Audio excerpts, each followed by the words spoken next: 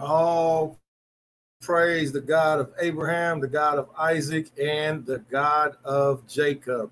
It is your brother Karatazaya Ban Yasha'Allah, and we are officially back at it like Torah addicts out of rehab. Let's go ahead and get it started. Y'all already know how we do, man. We gotta bring in that Barawak Nagayana, man. We gotta bring in with that blessed music, man. You know, gotta come in with that blessed Nagayana, man. That blessed music, man. As for me in my house, man, we will serve Yahweh. The Most High's ways are wonderful, man. The Most High's ways are beautiful. All right. We praise, honor, love, and serve the God of Abraham, the God of Isaac, and the God of Jacob. All right. So salute to all of those Israelites in India. Salute to all of those Israelites that are scattered throughout the four corners of the earth. Salute to all of those Israelites that are in Russia. Salute to all of those Israelites that are in Turkey. Salute to all those Israelites that are in the continent of Africa still. Salute to all of those Israelites in the gutters and in the trenches who sincerely are studying, looking, and wanting to know the ways of the heavenly and holy one of Israel. Salute to you all. Salute to you all. Shalom, Yasha'Allah. How y'all like that background? Y'all like that? It's pretty cool, huh? All right. I don't have the best internet reception right now, so it might be a little bit choppy. It might be a little bit skippy. So what I'm going to do is I'm going to try to not use the camera as much and have the screen off. All right. If whoever's watching, if you can, I got a really low signal. I might try to have to do something different. Let me see. All right. Masha, Ashar Kadash, Shalom, Malak, Wa Mashpaka. Hey, Shalom, Masha, man. Love you, big brother. I love you, big brother. All right. I'm going to try something real quick. I'm going to see if I can boost my signal and connect to my mobile hotspot. See if I can boost my signal connect, because it looks like it's running kind of choppy. What do y'all think? What does it look like on y'all's end of the camera? Does it look like it's kind of, or does it look fluid? And we want to make sure we got a good signal, and the reason being is because, you know,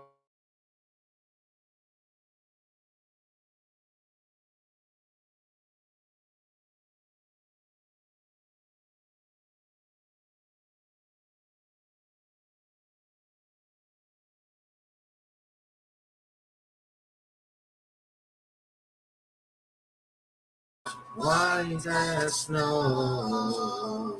So let me testify. Okay. All right. I think we got a better signal. All right. I think we got a better signal. Okay. We'll see how it goes, though. We'll see how it goes. Okay. Man, this song is so beautiful, man.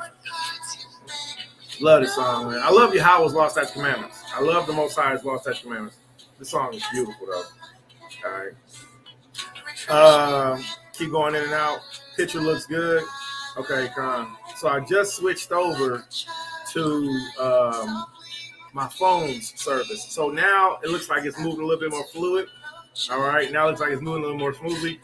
Let me give a salute, man, to the house of Yahweh Shai Yatazak, man. He made this beautiful piece for me in dedication of the birth of my newest blood-born child. Her name is Chaya, or her name means quickened. Yahweh has quickened. So salute to the house of Yahweh Shai, Joshua Isaac, man. He does beautiful work, man. I was trying to get a piece from him forever. I was like, so I had to have a baby in order to get a piece of jewelry from him. He wouldn't even sell me none. I was like, yo, brother, what can I do? And then he gave me the most beautiful gift. When I had a child, he gave me a piece. All right. So salute to the house of Yahweh Shai, Joshua Isaac. All right, that's my brother, man. I love him. The water Malak. Okay, it looks okay. Glad to hear that. All right. So let's go ahead and I'm gonna turn the camera off for a minute. All right, because I think that it might work better. It might be more fluid if the camera is off. Okay. All right. It might work more fluid if the camera is off. All right. So again, Kadash Shalom to everybody.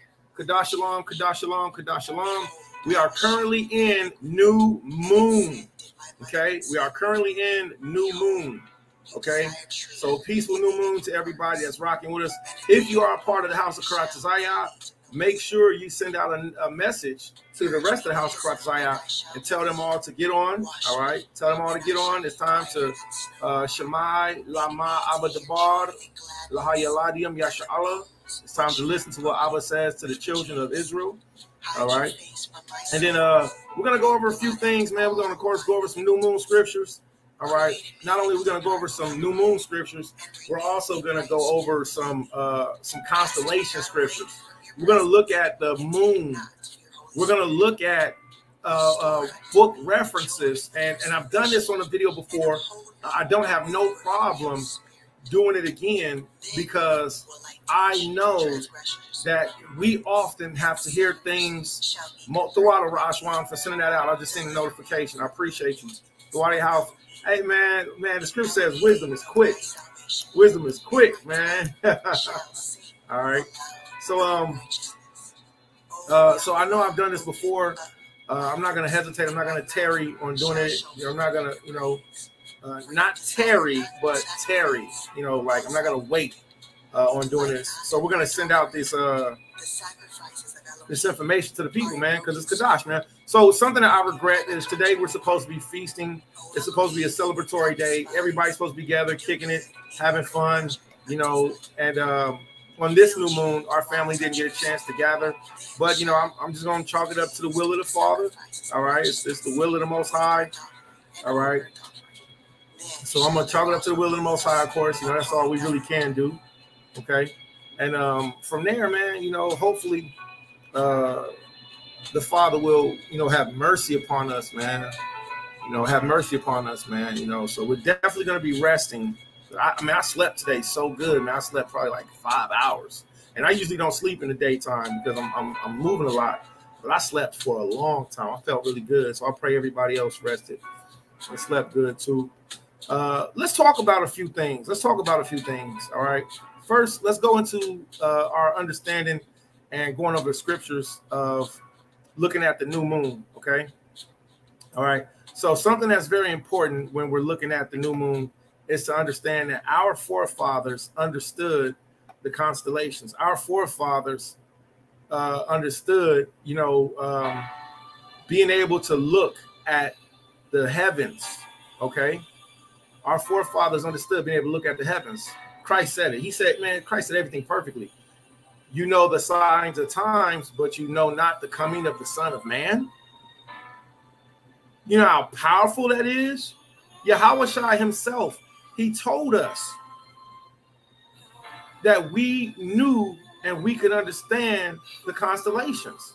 He said, you guys know how to look up at the sky. You guys know which constellation you're in. How is it that you know how to discern the face of the sky? And see, that's something that I'm learning too, man. There's so much in this truth that we just don't know. And I'm completely, I'm humbled. I'm humbled. I'm completely humbled. All right. And there's so much that I don't know. It could turn out that I found out that the earth was actually flat, which I just don't believe. But it could turn out that the earth is flat. But until the evidence and proof is presented out of books, until the proof and evidence is presented out of books, there's no way of actually presenting information based off of just gainsay, based off of just let me hear your opinion. It could be that waxing crescent is the new moon phase, but just saying it is without presenting information is not wise, people. God. When we came into this truth, what did we do? We started reading. We started studying.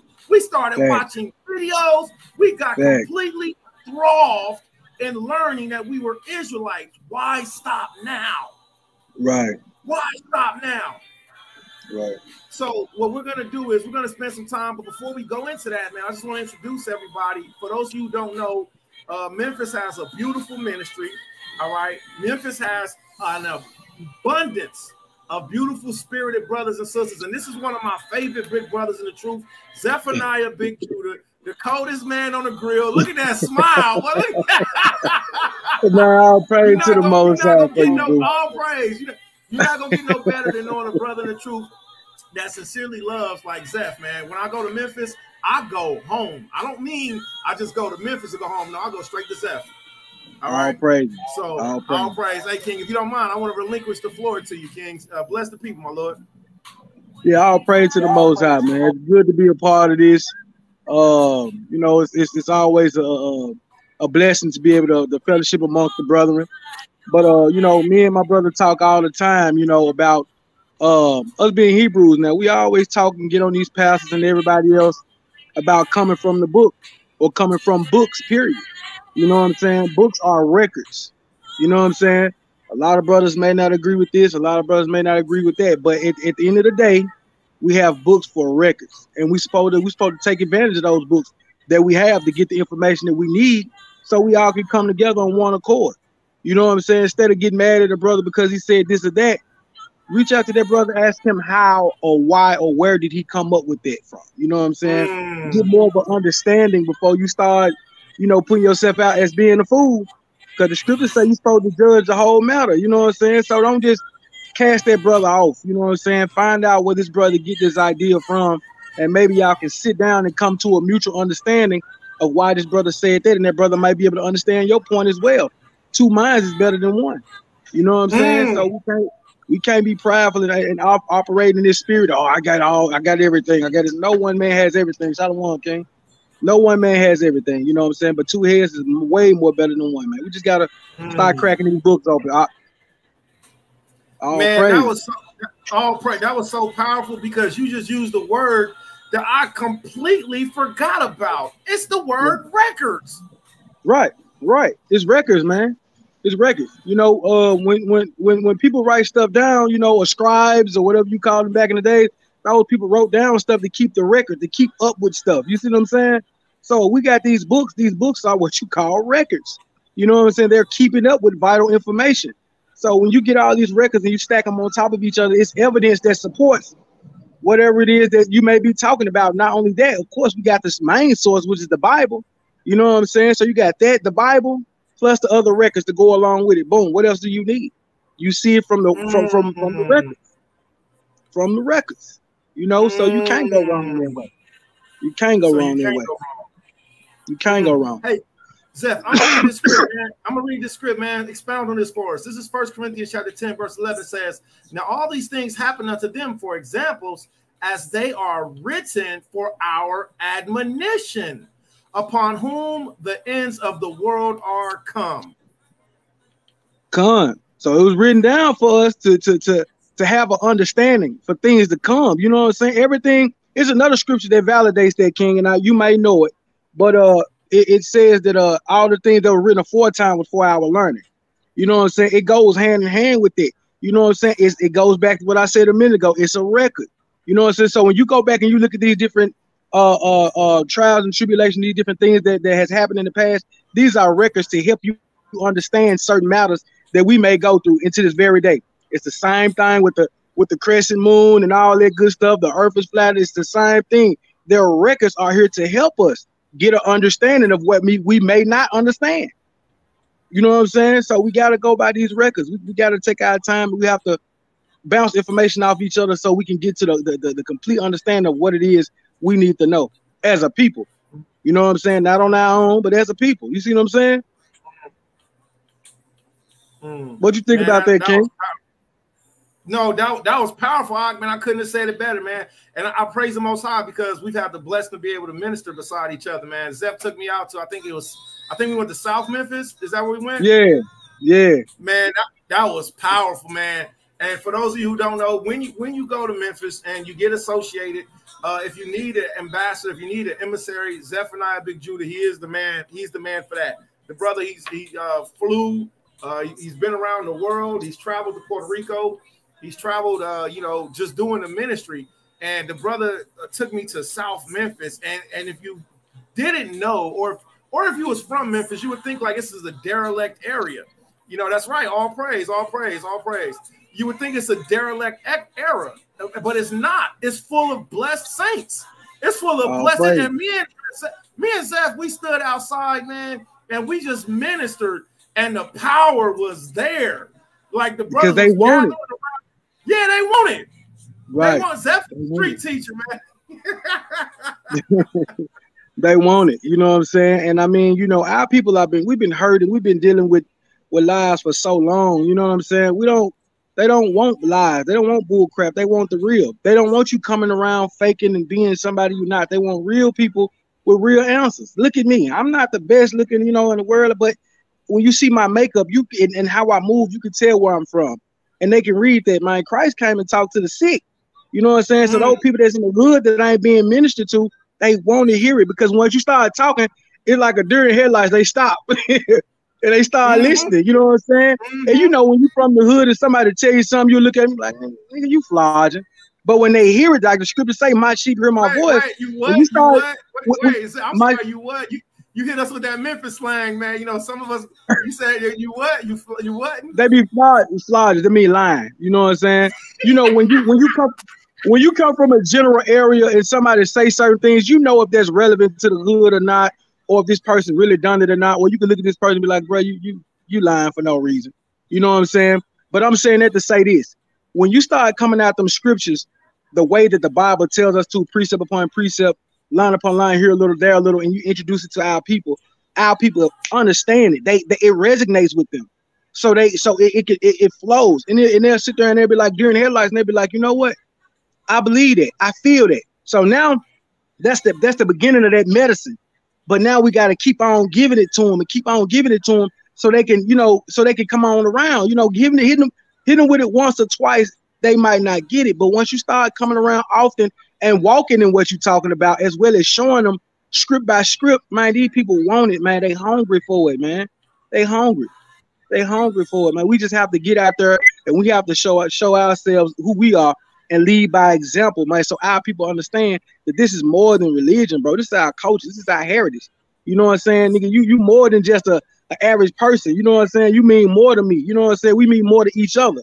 You know what I'm saying? That's and when we start understanding it, man, things is gonna start moving. You know, when I get to talking to some brews out here around the corner from me or whatever, I'm telling you, these brothers feel it. They feel it. And I would love, man, if y'all get a chance to, man, come to Memphis, man. You know, come to Memphis. It's love out here, man. These young men out here, let me warn the people. If you go to Memphis, you're gonna get fat. There's no way around it. Man, I came back 30 pounds heavier, feeling good. I feel good. Hey, I don't feel bad about it at all because I gained all love. Love. So I'm gonna tell y'all right now, when you go to Memphis, you're gonna get all love, man. So you know, I just had to say that. So when y'all go, y'all get ready now. Bring some extra garments. Oh yeah. We gonna make sure you eat good, man. You know what you say, King? When I tell you, to go to the store to get the Louisiana hot sauce, you thought I was joking with you, didn't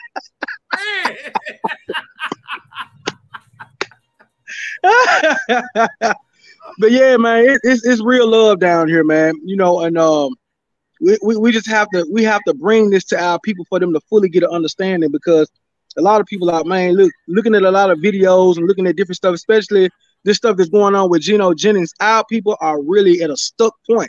They stuck. You know what I'm saying? And Steve people got such a stronghold on them mentally. It's gonna take us, Zephaniah 2 and 1.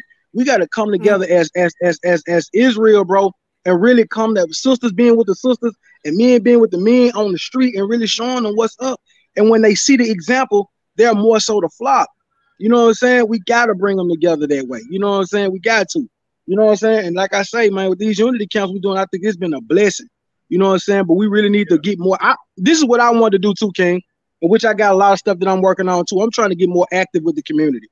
You know what I'm saying? I mean, you know, getting out here putting a few concerts together, BBQ, where we set up games, we cook lamb, you know, stuff like that. But we're setting it up where the community can come forth. And while the community coming forward, we bringing out the word, some brews out there performing. You know, we just have things where the community is invited, so they can get a bird's eye view of what we got going on. You know what I'm saying? We opening it up to them versus kind of shutting it off. You know what I'm saying? Because like, there's a song I'm working on, King. It's in the cut. I don't really want nobody to know about it, but I'm talking about these pastors. because these pastors are painting very negative energy about what we got going on. That, brother. Save some room for me, yeah, brother. Yeah, they putting out very negative energy, man. And when our people don't get a chance to really see what being Israel is all about, by them being stuck in the mind with this Christianity, they're gonna fall right into the hole, and that's just not what it is. We're not vicious people, we're not rude people, you know what I'm saying? We love our people. We love our people now. You know what I'm saying? But we ain't out here on this extra stuff that they're trying to portray. And we have to really show them that, you know what I'm saying, through our actions, as well as what we need to do for the community. We can't leave them behind. We gotta come back and pull them on up too, the best way we can. You know what I'm saying? And we ain't gonna get everybody. We already know that. We're not gonna pull everybody. You know what I'm saying? But you know, if in the Most High will, hopefully we can. But we're gonna do our best. We're gonna do our part. Right. You know what I'm saying? We're gonna do what we're supposed to be doing. We're shooting for everybody. Yeah, we shooting for everybody. Right. You know what I'm saying? So we can make that happen. We can. But you know, we just have to put on some stuff that's we have, you know, I was looking at I forgot what movie I was looking at, but it was dealing with the birth, the date that you was born to the day that you passed away.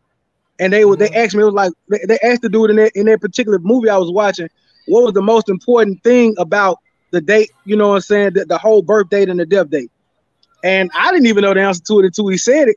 That little digit right there in the middle, which is everything you've done in between that. You see what I'm saying?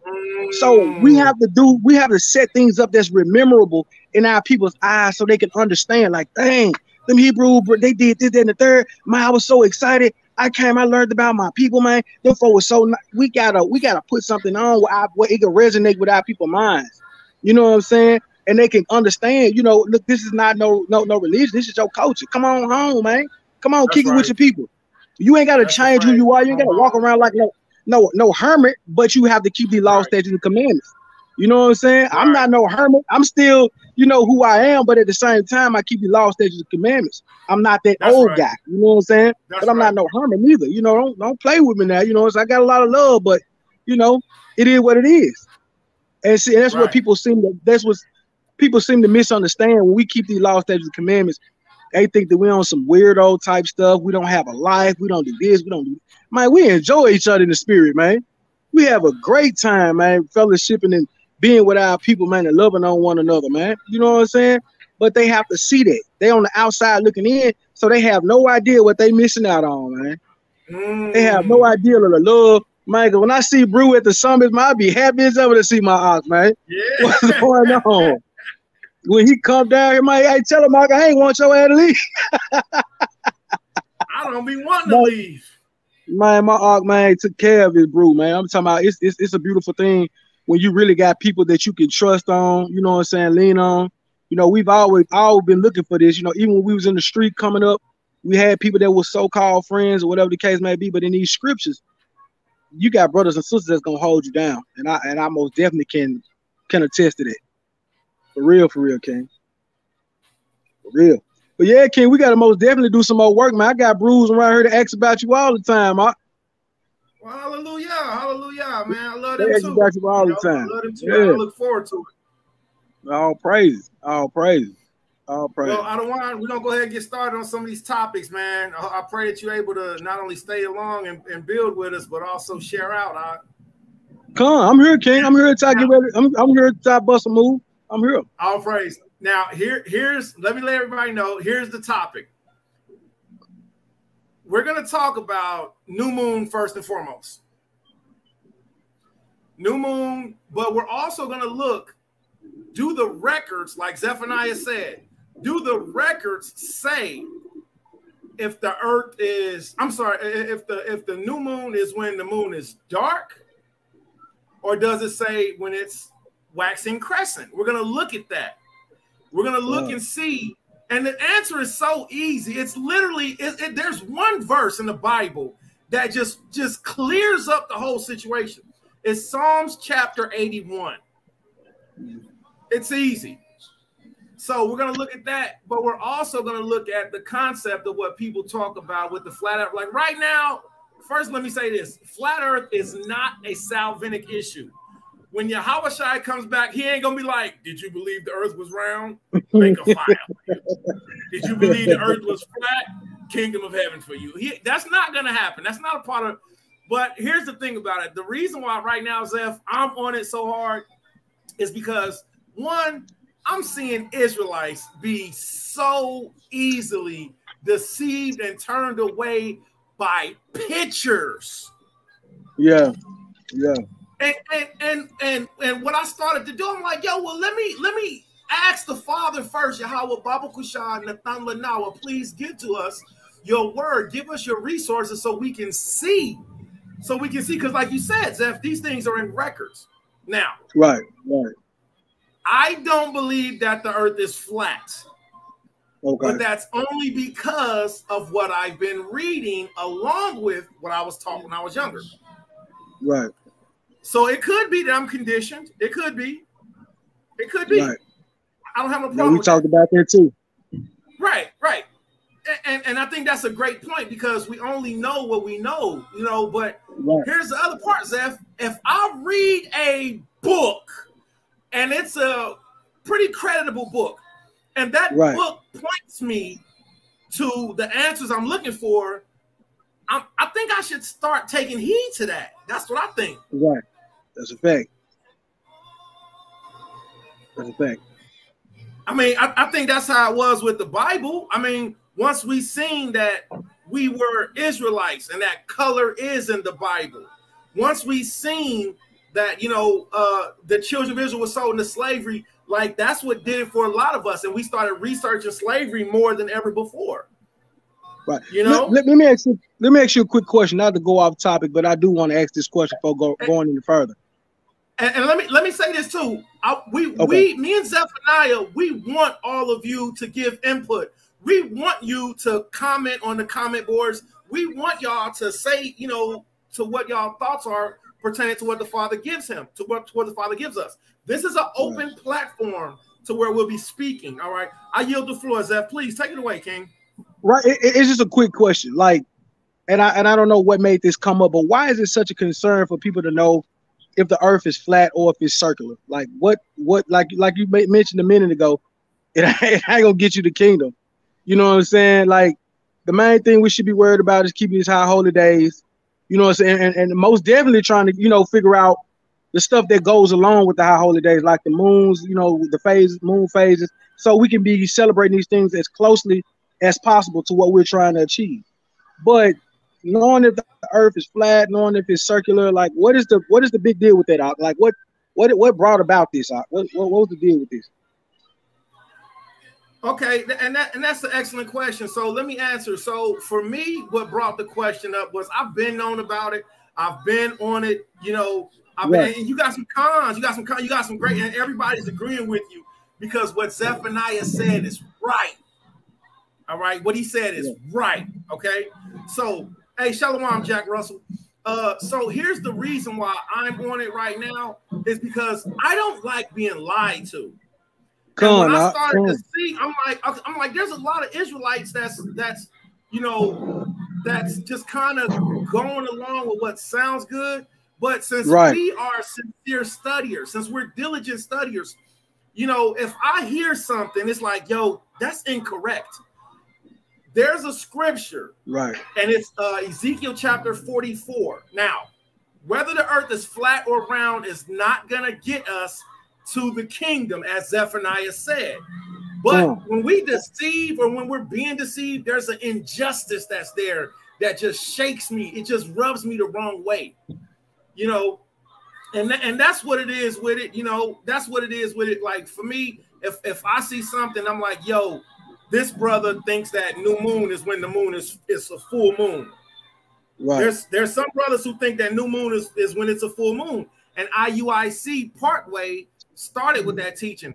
That troubles my soul because now that is a sin. Because one, they're keeping the high holy day on the wrong time frame. But two, they're dealing deceitfully with their people. Now that's the part that bothers me. So here I'm gonna shorten up my answer, and here's my answer. Leviticus chapter 19, KJV. Now, here's my answer. Everybody keep this in mind, and this should help us all to become more compassionate with how we deal with each other. This is the book of Leviticus chapter 19, And let's start at Leviticus 19. First of all, is extra powerful. I mean, the whole scripture is powerful, but Leviticus 19 is powerful for me because it's a principle that helped to change my life.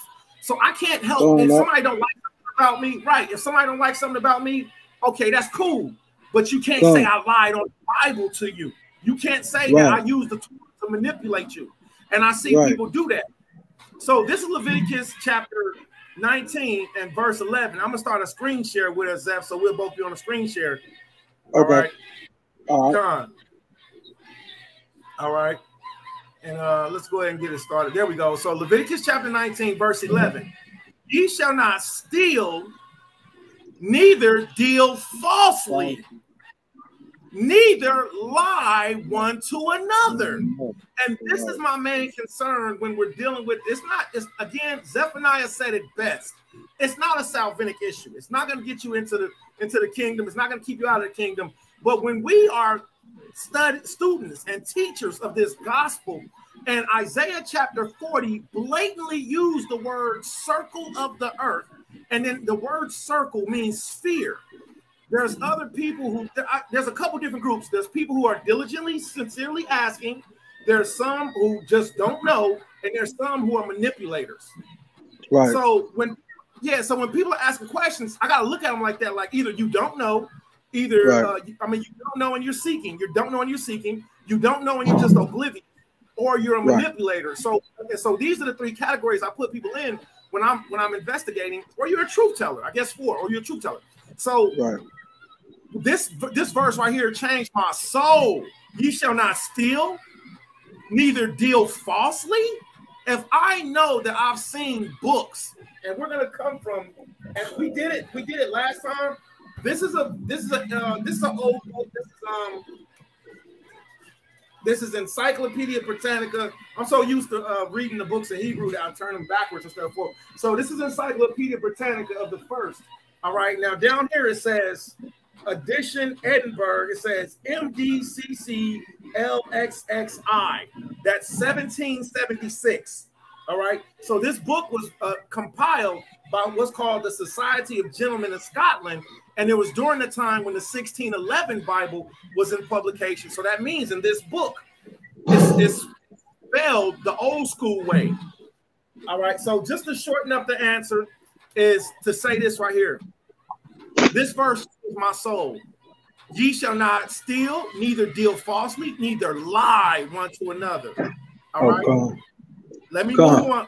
Almost. Thou shalt not go up and down as a talebearer among thy people.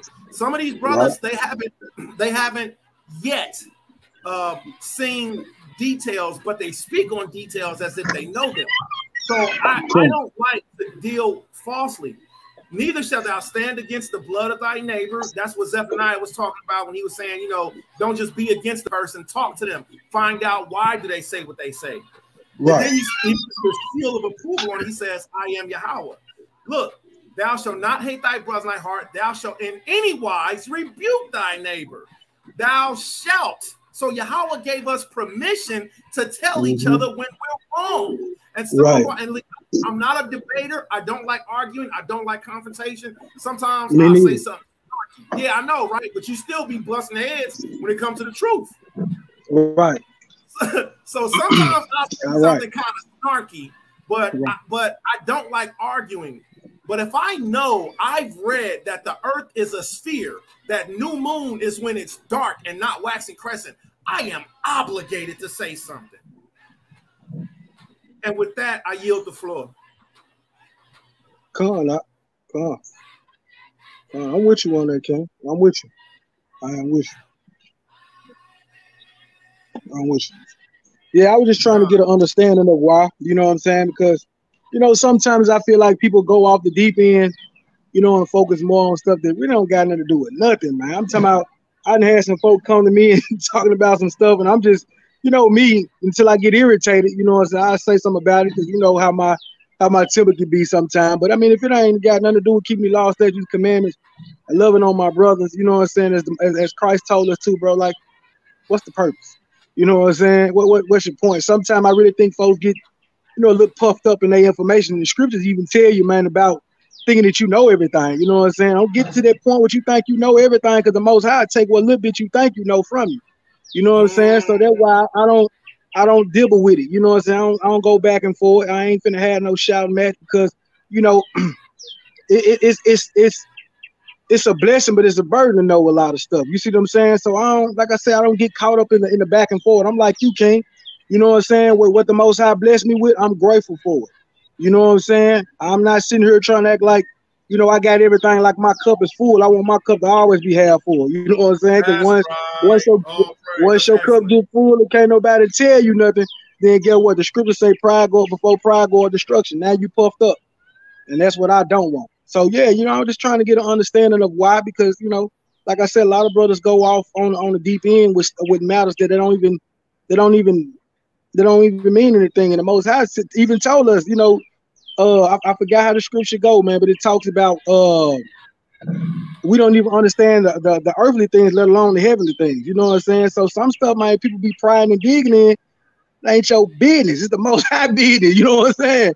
That's the Most High business, man. Do what you supposed to be doing, man, to keep these commandments, man. You know, do what you supposed to be doing. You know what I'm saying? Loving on your brother. Some folk can't even do that. You know, let alone trying to figure out the shape of the earth, my nigga. Keep these commandments, man. Why your brother over there hungry? Why you ain't fed him? You know what I'm saying? Your sister over there needs some clothes to cover up. Why you ain't gave her no clothes? You know what I'm saying? But I get your point though, King. I really do. Some of these brothers do have to. If they're gonna sit here and present certain things to people, you do have to stand on it and give evidence on what you're saying, because small things can lead to big things. And you tell the person or something that's wrong, you have them completely going off. You know what I'm saying? So I get your point. But I did want to ask that and kind of get some understanding, King. But I'm with you. Khan, all praise, all praise. All right, so I guess this would be a good time to go ahead and get started, man. So I'm gonna go ahead and get started, Zeph.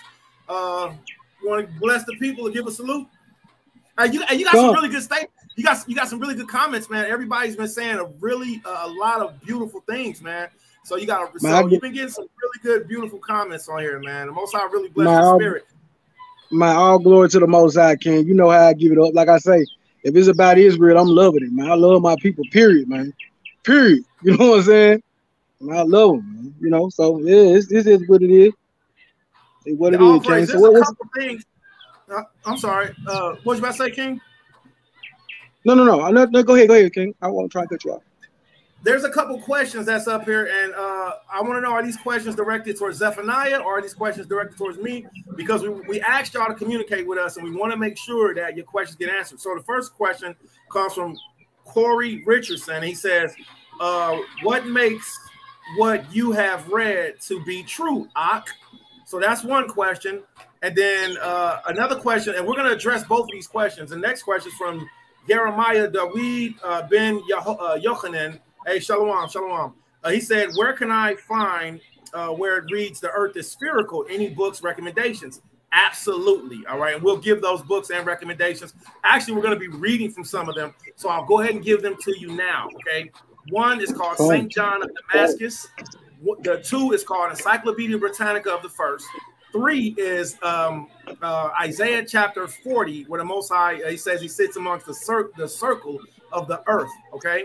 4 is Isidore Seville of Etymologies, okay? So those are 4 references, and I'll share them over and over, and we're constantly looking for more.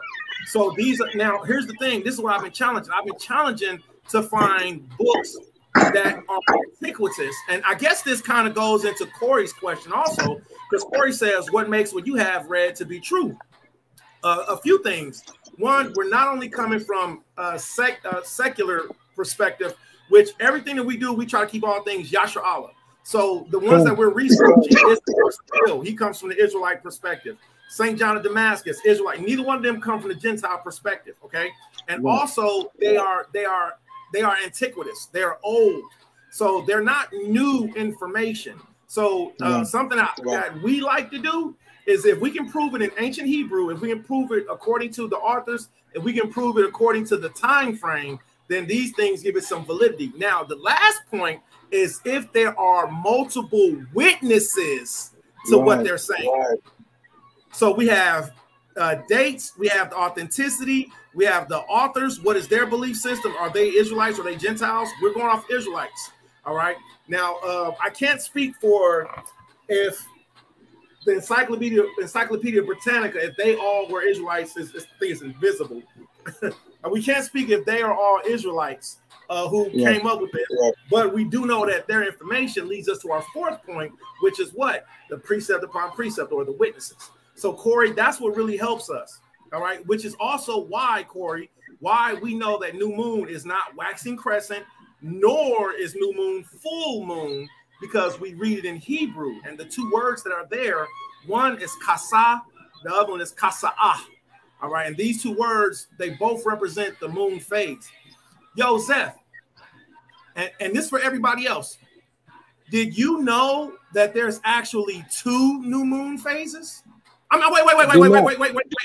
I messed up. I messed up. There are actually two full moon phases. That's what I meant to say. Did you know that? We didn't know that. And that's why we study. Right. That's why, yeah. So there's actually two full moon stages. One moon, it's the same moon. She's the same moon. She doesn't actually change, right? Right. But one phase is called plenilunium. Now, what does plenty sound like? Full. Yeah. If you plenty, you have a lot. And full. Right. So plenilunium, lunium or lunis means light. So in ancient Latin, or in the old school languages, plenilunium meant full moon. The opposite of full moon is interlunium. So there's an opposite. So there's actually two full moon phases. One is full of light and one is full of dark. But some brothers, including IUIC, have done this.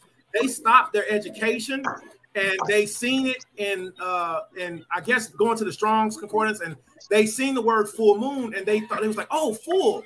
Oh, this just means full moon. Well, there's actually two full moons. There's one that's full of light and one that's full of darkness. The Most High has made all things double. All right. Yeah, he made all things double. Okay, so we're gonna get into. So that was just a few. That was just to speak to a couple questions that was asked. And so we'll share those references. Me and Zeph will share those references. We'll make sure that you get them. All right. And we'll also, and that's a part of the process of how we validate what we're reading. All right. You want to bring it out, Zeph? No. Give me a second, King. I got something going on. Give me a second. I'm going to come back right back. Con. Shalom. All right. Shalom. All right. All praise. All right.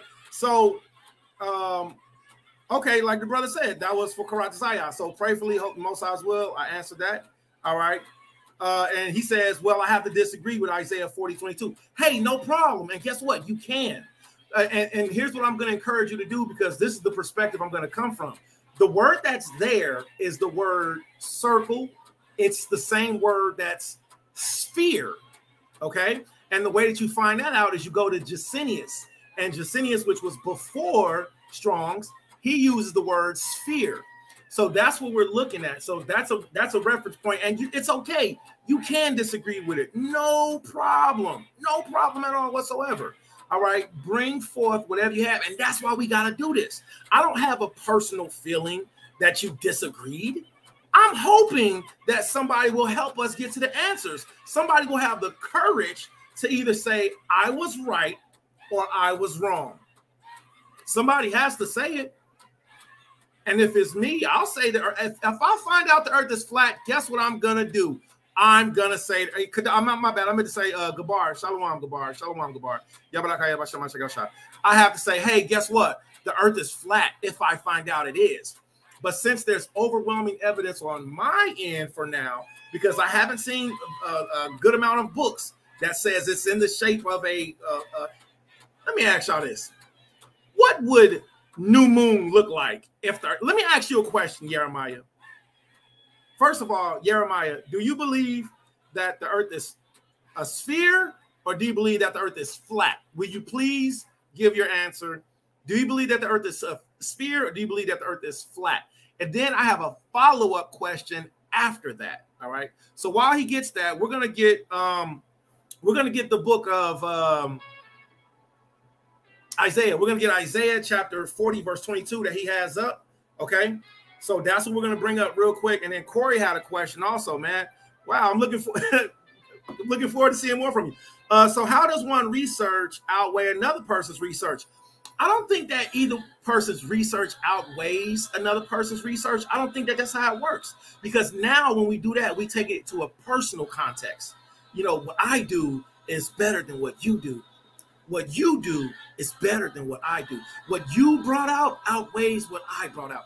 I don't think that's what it is at all, Corey. What I think is the information outweighs the information. If a person did research and said, well, hey, here's why we say Jesus is white and his name is Jesus. And another person did research and said, well, hey, Jesus was brown, fine bronze, as if he burned in the furnace, and his name wasn't Jesus. They're both diligently doing research, but whoever, reaches the conclusion of what the facts are, that's what we should go with, is what the conclusion of the facts are, not a person's research outweighing another person's research, because it's not a competition, not at all whatsoever. And if anybody does think of it in a form of a competition, then they have to self-examine themselves. They have to examine themselves and say, well, hey, let me start over so I can, be fair, and that's what I want to be. I want to be fair. I don't want to be biased. I want to be fair. That's why I said, if I find out I'm wrong, then I'll show that, hey, look, I was wrong, y'all. Guess what? The earth is flat. It's riding on the back of 4 elephants, and those 4 elephants are standing on the back of a giant turtle going through space, and it's actually called Pangu. The biggest thing I still have confusion with is the firmament and Antarctica. Well, don't be confused, because confusion is not from Yahweh, okay? Confusion is not a spirit that's given to us from Yahweh. So change the terminology. Don't be confused, all right? And also, why be confused about Antarctica? People travel there regularly. People fly to Antarctica. People take cruises to Antarctica. And nobody has ever reported an ice wall. Nobody has ever reported a giant ice wall going entirely around the planet. Even though there probably are walls of ice. I'm not against that. But what I'm talking about is the flat earth theory of the wall of ice going entirely around the planet, keeping the waters from falling off. Now, for me, I just can't. I haven't yet seen that, and I think it's something to keep investigating. So don't be confused about it. Just keep researching it. And the firmament, I feel you on that, man. This is what I would encourage you to do. All right, let's get together and let's research firmament together, and let's stay away from flat earth pictures, because they're so mentally programming, and people really be like, it's a picture. I believe it. Look, it's a picture. Iconoclasm. I showed you a picture long enough, and now you believe it. Not me. I'm not doing that. All right, so let me get the scripture real quick, and I want everybody to bring up their comments. I will not hide nobody's statement. I won't hide nobody's comment unless they're speaking rude or vulgar, But if everybody's just building sincerely, then let's do it. Don't forget, we also have scriptures to go through. Isaiah chapter 40, KJV, Blue Letter Bible. That's where we're going to come from, because I just want to present something from there. And anybody's free to disagree. That's completely fine. I don't know everything, nor will I pretend to know everything. I'm going to come back to your comment, but I want to do the screen share also, okay? So check this out. So this is the book of Isaiah, chapter 40. Isaiah chapter 40. Can everybody see that well? All right. Isaiah chapter 40. Let's just do verse 22 for now. It says, it is he that sitteth upon the circle of the earth, and the inhabitants thereof are as grasshoppers, that stretcheth out the heavens as a curtain, and spreadeth them out as a tent to dwell in. Let me read that again. It is he that sitteth upon the circle of the earth, and the inhabitants thereof are as grasshoppers, that stretcheth out the heavens as a curtain, and spreadeth them out as a tent to dwell in. Now, what I'm going to do next is I'm going to copy and highlight this verse, and I'm going to share it with everybody so that you all can look it up and document it and have it for yourself. And then we're going to come back to it and we're going to read what does this verse say even more so in Ibadiah. Again, everybody put your comments up, speak to each other. This is an open forum platform. All right. So now let's go back to Isaiah chapter 40, verse 22. Isaiah chapter 40, verse 22. As we see, here's the verse in Ibadiah. All right. Lashwan Kodash in Ibadiah, holy language. All right. 40, verse 22. All right. And all right, it is he, which is in parentheses. That means this word wasn't there in English. That sitteth, all right, Yashab. So it's Yashab, Ayel, Chawag. You see that? Yashab, Ayel, Chawag. All right, look at this. Aratzah, Yashab, Chawag. I'm so like Chagab, all right, Natzah, all right, Shemayim, Dak, all right, so Dak, curtain, all right, let's read on. Mathach, all right, spread it out. Mathach, Ahal, Yashab, all right. Now, what we just did was gave the pronunciations in Paleo. Let's start back at the top. This is modern characters, but we're going to say he that sitteth, Yashab, upon Isle, the circle, Chawag of the earth, Aratzah. Now, this is the word we're going to focus on, the circle, the earth, the circle earth. Because in Hebrew, it says, Chawag Aratzah. That means circle earth. Now, watch this. Let's go to this word right here. And we're going to open up our Strongs. We're going to open up our red letter. Just something I like to do for myself, kind of like a habit. All right. I reload the screen. Oh, hold on. Wait. No red letter. All right. No red letter on that. My bad. All right. So back to Chawag. I'm going to hide this. All right. Strongs. Now, let's go down. Chawag. It says, now, here's the word that it's from. Here's the root word, all right? So we're going to go to the root word also. Chawag. It says circle, circuit, compass. A compass is not half of a circle. A compass is a whole circle. Now, here's something else. It's very important to not get a circle confused with a sphere, because a sphere is circular in shape. A circle is just a circle. A circle is 2D in platform. A sphere is 3D in platform. Now watch this. This is the word, sit upon the circle of the stars. Chawag, right? Chawag, circle, circuit, compass. Look at this. Vault of the heavens. So we don't see anything flat here so far, right? Let's read on. This is the Jacinius Hebrew Chaldean lexicon. Okay, I gotta pause this. I do not own the rights to any of this music. All right, let me pause this. I did another video and they actually they snuffed it because I didn't say I don't own the rights to. I don't own the rights to the music. I'll make sure I post that on here. I don't own the rights to anything that I'm playing on here. I don't want nobody's credit. Okay, there, I said it. Leave us alone, flat out. Now this is Jacinius. So Jacinius came before Strongs. So let's see what he says. This is the word Chawag. Chawag. Look at this. A circle, sphere, used of the arch or vault of the sky. Now a person might say, well, that's just a dome. But see, here's the problem with that.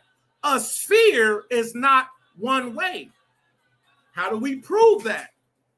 Now we'll go to antiquitous books, such as this book is called Isidore of Seville's Etymologies. Okay, I think I'm invisible now. I don't know what happened. I went invisible. Okay, so now we're going to go to Isidore of Seville's Etymologies, and I'm going to share online so that you all will be able to see also. Okay, now I know you may have something to say right now so far, and that's fine. We want our people to be able to speak. We want our people to be able to bring out information. But what we also want to do is we want to evenly and openly be able to profess what it is we're getting out. All right. And what are we saying? We're saying that there's more information than, than what's directly in front of us. Okay. Now, Yasha Allah kept New Moon regularly. We kept New Moon on a regular occasion, and we did not wait until it was waxing crescent. We were already keeping New Moon when it was waxing crescent. Okay. All right. So let me pull up this. I'm going to go to my my bookmarks. Okay. I'm going to show my bookmarks. All right. Let me see. History download bookmarks. All right. And I'm going to go to New Moon folder. Okay. So now from New Moon folder, we're going to go to Isidore of Seville's etymologies. And listen. I don't hide information. I don't think people that do that are honest. I think it's wrong when people don't share with you what they know because they think that, you might find something, or I don't know what they think, but that's not something that I do. All right. So I openly and evenly share information. All right. So let's do this real quick. Now, remember, we just seen we didn't make it up. One person might disagree, and that's fine. 2 people, 3 people, 4 people might disagree, and that's fine. But the point is, when the information is right there, when you see circle, circuit, compass, I've never seen a half of a compass. That's not even what the phrase compass means. And it's the Hebrew word chawag, which you can see it's used in these other verses. All right. All right. Chawag. All right. The vault of the heavens. Okay. Job 22 verse 14. It says thick clouds are covering him that he seeth not, that walketh in the circuit, the chawag, the circle, the sphere, the vault of the heaven. Okay. Proverbs chapter 28 verse 27. When he prepareth the heavens, I was there. When he set the compass upon the face of the depth. And this is a powerful one. And the reason being is because compass, it means to encompass. It means to go all the way around. All right. I think this one is a woman shall encompass the man. No. Okay. No, this is the one we just read. All right. So now let's look some more. This is Isidore of Seville's etymologies. I will share this link with you free of charge. Look at this. I'm going to post it. Bam. Now, I know people are putting up statements and comments. I can't see your comments because what I'm doing is I'm sharing, I'm screen sharing and I'm reading. All right. I'm also reading. So since I'm reading, I can't see everybody's comments. Okay. All right. So what I'm doing is I'll come back to them and your words will not fall on deaf ears. You won't get played. You won't get ignored. None of that. I believe in being fair. Okay. So this is Isidore Seville's etymologies. I just shared the link in there. I'm going to encourage all of you to get it, to read it. Salute to my sister who I love so much. Why? Because she is a major supporter when it comes to Yasha Allah and studies and books. And all I got to do in all reality is be like, yo, we need to get this. Yo, I just found out some new information. We need to get this book. And then they'd be like, boom. All right. Get it and minister well. All right. So again, salute to my sister, Anya Hablaka. I love you. All right. The water for your ministry. All right. And salute to all my brothers, man, that helped to bring out this truth too. Okay. Now, this book is called Isidore Seville's Etymologies, and this is book number 1. And you see how it is? It's called Etymologies. Okay. So etymologies, analytical table of context. Let's see some of the things that are in this book. All right. First part, grammar and its parts. So let's see some of the things that are explained in this book. Chapter 1, grammar and its parts. Chapter 2, rhetoric and dialect. If you want to learn how to be a good orator, if you want to learn how to be a good speaker, a person who's sagacious in their discourse in the form of being able to persuade people in a context of showing proof, you should read rhetoric and dialect, not just the person that argues. Right? You should learn rhetoric and dialect. Now watch and dialect. Now watch this. Chapter 3, mathematics, whose parts are arithmetic, music, geometry, and astronomy. All right. Chapter 4, medicine. Chapter 5, laws and instruments of the judiciary times. You see the subjects? Now, we're going to go specifically to mathematics, whose parts are arithmetic, music, geometry, and astronomy. So we're going to book number 3. So everybody be patient. We have to scroll down until we get to it. All right. Now, even though I have the book here with me, it's easier if I show you online. All right. So bear with me because I'm working for you. All right. So bear with me. So that's book number 7. What book are we looking for, everybody? We're looking for the book on astronomy and math. So what book number is that? Somebody put it up in here if you were paying attention. What book number in etymology, Isidore Seville's, are we looking for if you were paying attention on astronomy, on mathematics, on arithmetics? All right. What book number?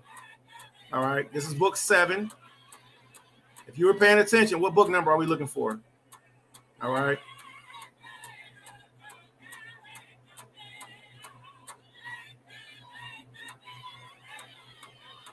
We found it.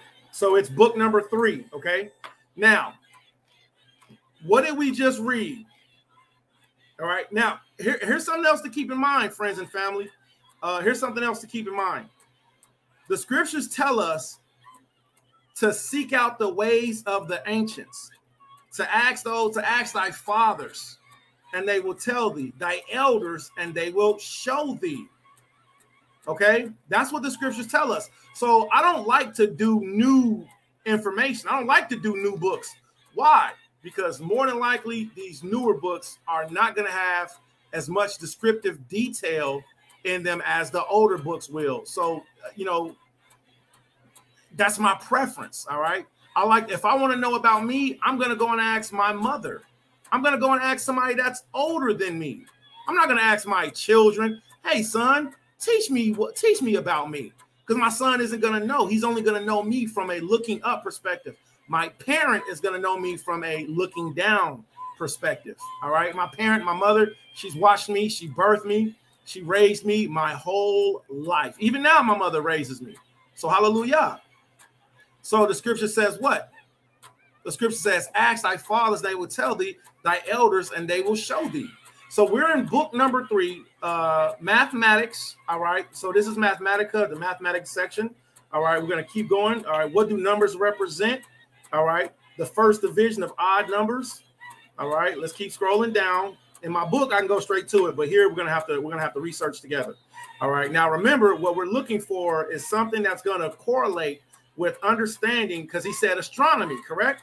So we're going to look for something that's going to correlate with astronomy. All right. Okay. So this is the music section. So we're going to pass the music section, which is really good if you're a poet or if you're a musician. All right. Learn about the power, the spirit, that comes from the music. So now we're in astronomy. Okay. Okay. So look at this. We're going to start with a few key things. And we came here based off of Isaiah chapter 66. Okay. We came here based off of Isaiah chapter 66. Now, what did Isaiah 66 say? All right, Isaiah 66, it says, let's get back to it.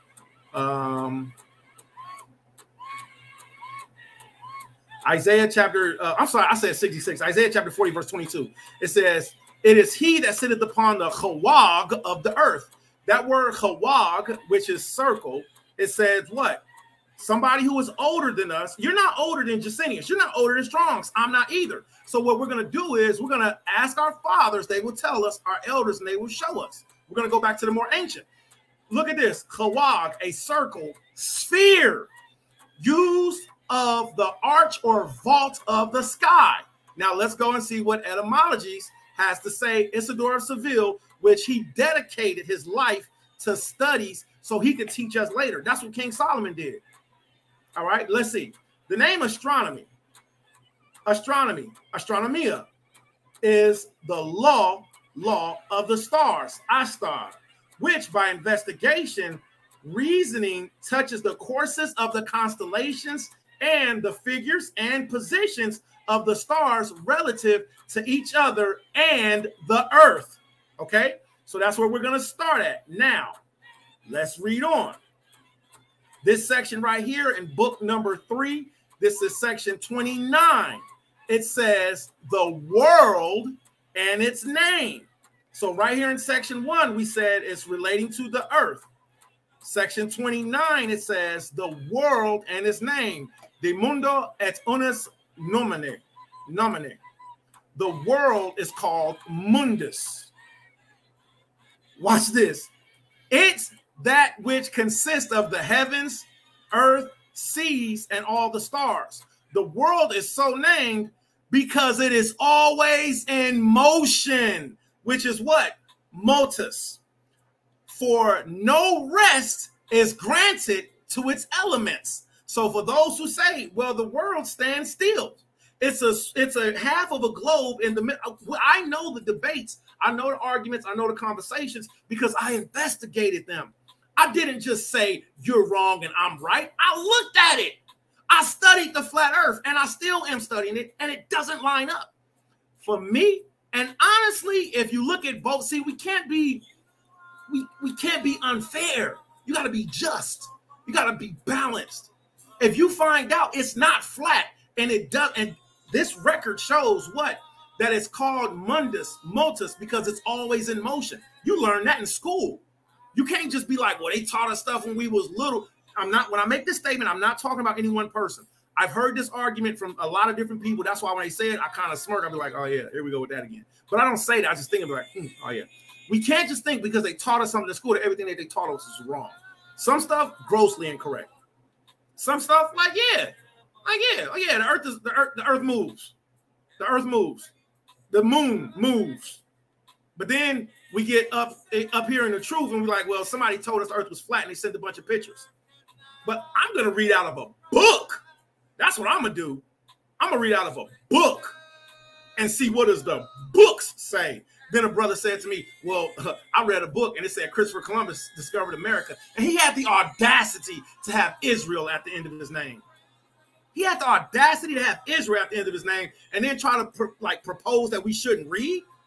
Bugging. Look at this. This section is section 30. It says what? The shape of the world. De forma mundi. The forma mundi. De forma mundi. The form of the motion of the world. The shape of the world is shown in this way. Just as the world is raised up towards the northern region, so it declines toward the south. So just like it's raised up in the northern region, so it declines in the south. It is not a coin with half of a ball sitting on it. That's not even a compass. You can't even put a compass around that. That doesn't even line up with Isaiah chapter 40, verse 22, where it said the word sphere. So therefore, the shape of the world is known in this way. Just as the world is raised up towards the northern region, that's the part that flat earthers like to show, how it's arched up, so it declines towards the south. Half of a sphere, we'll read more. Its head and its face, its head and its face, as it were, the eastern region, and the further parts is the northern region. The sky is named de Cielo et Inus Nomine. All right. Now let's read that. The philosophers have said that the sky, heavens, is rounded, spinning and burning. The sky is called by its name because it has figures and constellations impressed into it. Into it, just like an engraven vessel. Allahaya, God, distinguished the sky with bright lights, and he filled it with the sun and a gleaming orb of the moon, and he adorned it with brilliant constellations compressed of glittering stars. In Greek, the sky is called, I don't know this word yet in Greek. That is from seeing, and from the fact that the air is clear and very pure for seeing through. Okay? Now, if that didn't help any, I'm sorry. I really don't know how to explain that. All right. That's just explaining the firmament, in my opinion. But that's only my opinion. And since I don't have that down packed yet, I will not attempt to break it down, all right? Because that section I don't have down packed yet, and I definitely don't mind saying that, all right? Now let's read this next section. This is section 23. Now, what does it say? The movement of this name sphere.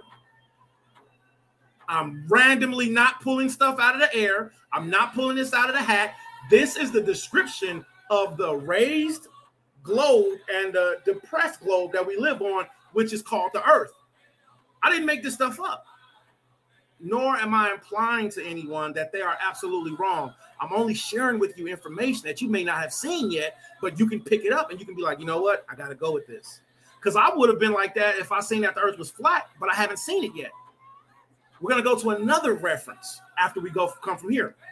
Now, before I read this, let me, because somebody may have said something, okay? All right. So now what I'm trying to do, I got to go back and forth. I got to click from screen to screen to put your comments up so your comments can be seen, because I don't want you to feel left out like you're being ignored, because you're not. All right.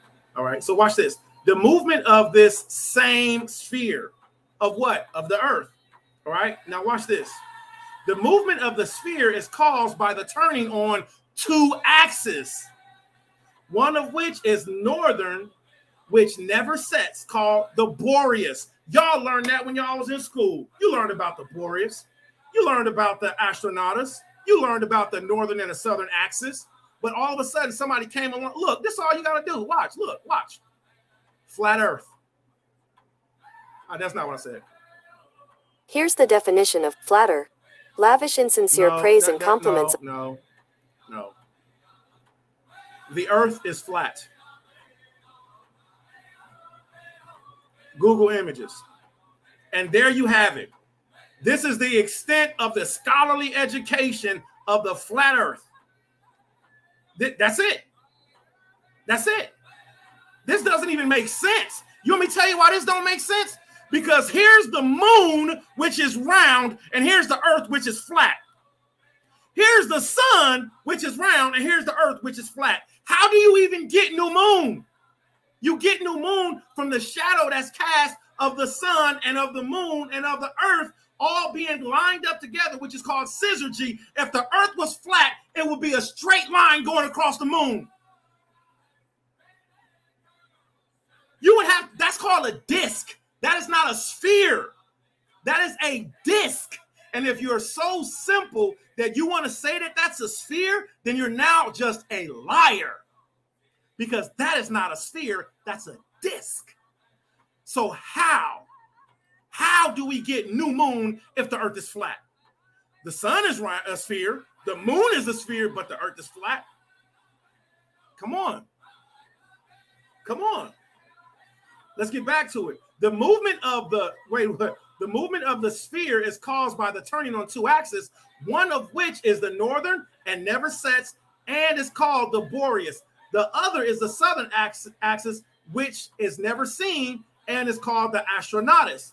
They say that the sphere of heaven moves on these two poles, and with its movement, the stars are fixed, which make their circuit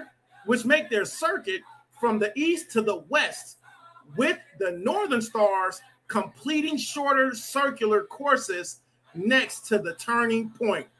The course of the same sphere, the sphere of the heaven, turns from the east to the west in the span of day and night, consisting of 24 hours, during which the sun in its own revolution finishes its course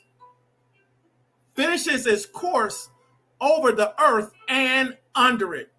The speed of the sky, the axis of heaven, the celestial polar regions. All right, the poles of the heavens, the vaults of the heavens. You see this? You can't make this stuff up. You can't make this stuff up. Now let's read about the firmament, which this is what I'm learning. We're all learning. This is section. I know now you want to go get this book, don't you? Look, this is what it looks like. I hope you all can see. All right. Am I invisible? I'm invisible. All right. Am I invisible? This is what. Now let me turn this off, man. All right. Etymology. This is what we're reading. All All right, that doesn't help me, man. That doesn't help me. All right, let me turn off my fancy schmancy background for right now. I like that menorah, man. It looks so nice. It looks so lovely. Don't you agree? All right. Let me see. Virtual background. Let's turn off virtual background for now. Surprise! I'm in a white empty room. All right. All right. Surprise! All right. So this is the book that we're reading from. It's called Isidore of Seville's Etymologies. Okay. All right. So let's get back to this real quick, and then we're also going to get back to our comments and to our statements. Okay. Again, we want everybody to be able to speak. We're going to show what everybody needs to see. And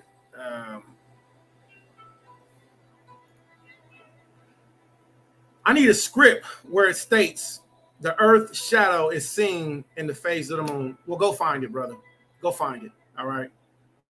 All right. So, and then once you find it, show it with everybody else. All right. Thank you, Ak. The water for just doing that. I don't know why people do that. Yo, Matiyahu, why do people say stuff that they know isn't there? That's like manipulation. That's like a way to try to trick. That's why I told the brother, hey, man, just go find it. And once you find it, share it with the rest of us. I need a scripture. I need a scripture to show that Yahweh Shai Hamashiach had two nipples, man. You got if you want to believe, if you want me to believe that the Messiah existed, show me a scripture that says he had two nipples. Come on, man. That's just unscholarly, man. Man.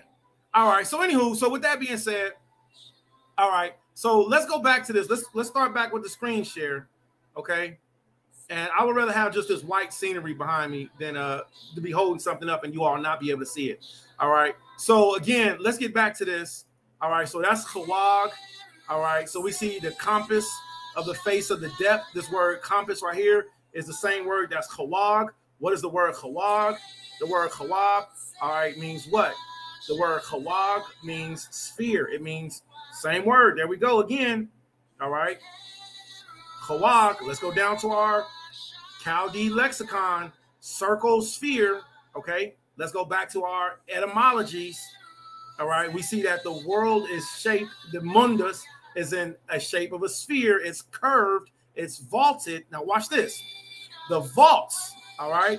The vaults of heaven are its edges called for their curvature. And, as in this line, as often the humid night enclosed the curve. Watch this. For a vault is curved as the word were curvus, i.e. upside down, and sloped downward, bent in the manner of a circle. Somebody might not be getting this. Somebody might be getting it. The point is, when we go into the constellation section of this historical document, which I would read just as I would read Flavius Josephus, because I'm into history. I'm into etymology. I'm into antiquities. Now, let's consider the hemispheres. The hemisphere, because that's what we just read about, the vault, right? Now, watch this. The hemispheres. Let's do this real quick. We're going to copy paste. All right. And this isn't the last book. This is one reference.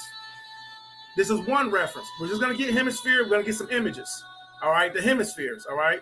Equator, latitude, longitude, northern hemisphere. Does everybody remember this in school? Southern hemisphere. You know what the flat earth pictures do? They completely take away the pictures, not the people. I'm not against the people. I love you people. Like we're a different breed or we're a different race. I love you all. You have northern hemisphere, you have southern hemisphere, you have western hemisphere, you have eastern hemisphere. Now, these are the corners of the earth. When people say, when the scripture says Israel will be scattered into the four corners, that's the hemispheres. That's the quadrants that the earth is split up in. Northern hemisphere, southern hemisphere, western hemisphere, eastern hemisphere. So don't get confused when it says corners. That don't mean that the earth is flat. That don't mean that the earth is flat. So let's keep studying together. The hemispheres, the hemisferes. The hemisphere is a half part of a what? A half part of a sphere. Man, I love this. A hemisphere is crossing the green, never in between. Knick-knack, paddywhack, give a dog a bone. A hemisphere is half of a sphere. It's a section of a sphere. So let's see what the etymologies say about hemisphere. A hemisphere is a part of a sphere. Let's read on. The hemisphere that is above the earth. Now let's look at our flat earth model. All right. Now this would be good. It's a whole sphere. You have the northern hemisphere, you have the southern hemisphere, you have the western, and you have the eastern, but that's only pertaining to the stratospheres and etc. Now look, this is what the flat earther foolishness is what I'm going to call it. Because when I read books, when I search out antiquities, and I already have, an express point to want to know better. This only shows. Now, let me ask everybody, does this show a complete sphere? Not even talking about the plate that this person is standing on. You know how ridiculous this is? This is ridiculous. Everything else is round. The sun, the moon, Jupiter, Mars, Mercury. But the earth is flat. Come on, Yasha. Think more. Study more. So think about this. Is this a complete sphere? No, it is not. It is half of a sphere that somebody articulated to fit their agenda. But let's read. The hemisphere that is above the earth is that part of the sky that is seen by us. Watch this. The hemisphere under the earth is the part that cannot be seen as long as it is under the earth. That's called a complete sphere. Let's get etymologies. Let's get our book. Let's get our book. Because I don't know when Negroes stopped studying and just became Hebrew Googleites. Stop purchasing books. The scripture says what? Buy the truth and sell it not. So let's look at this. I got to skip to this to see if y'all can see what I'm saying. All right. When did Negroes stop studying? This is the same thing that we just read. All right. Here, let me make the screen larger so I can see it for myself. All right. A hemisphere, right, is half a sphere. You see that? Half a sphere pointing upward. Hemisphera, above the earth, is part of the sky, which is totally seen by us. The hemisphere below the earth cannot be seen as long as it is under. So there's half a sphere under, there's half a sphere up. That's the word Hawag. That's the word that's in Isaiah chapter 40, verse 22. I didn't make it up to fit my agenda. What I did was I went and investigated. There was a part of me that was kind of like, yeah, man, the earth is flat. Yo, I'm sorry. I didn't just tell the truth. I ain't never thought like that. But I did think, it's possible. Wow, that elder sent a good video. He sent the video. And that video makes it look like the earth is flat. I did think like that. But then I picked up a book and I took a look.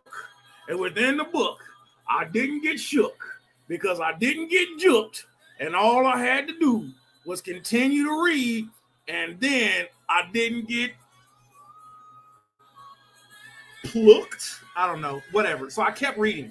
So look, so a whole sphere, a closed sphere, a whole sphere. You have half a hemisphere going up, half a hemisphere going down. The 5 circles of the sky is the next chapter. So what I've been saying to people, what I've been saying to friends and family, all right? Oh, you said that's not Isaiah chapter 40, verse 22? Let's go back to Isaiah chapter 40, 22. Because one thing I don't do is I don't let people say that what I'm saying is wrong according to the scriptures. If I just read the word sphere in English and in Hebrew and in Latin, and you want to tell me that it's not. But you haven't read it in anything. How about that? You haven't read it in anything, Ak. Not coming against you, but you haven't. When he prepared the heavens, I was there. When he set the compass, Io, the word Chawa, compass, right? This is Proverbs. Okay. Now let's go back to the book of Isaiah.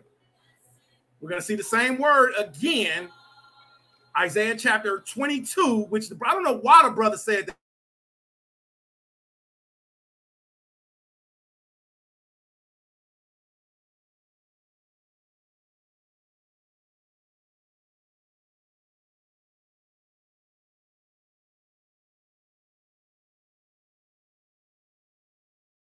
Why did you say that?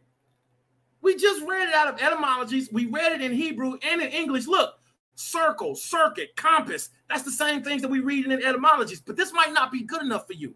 So let's read on down and we see what? Jusinius, circle, sphere. Used of the arch or vault of the sky. We just read that. But I can see how one might say that's not that. I can see how one might say that's not that. Now, I don't agree with them because I'm not just pulling out pictures from Google search. I'm not just asking. And here's another thing about people. See, I think that my friends and family members who believe in the flat earth, what I think is that they need to be brainwashed. They need to be reprogrammed. And the reason being is because the majority of the time what we get is we get arguments opposed to facts. We get arguments opposed to proof. We get arguments opposed to a scholarly demonstration of proving why are you telling me that the earth is shaped like this?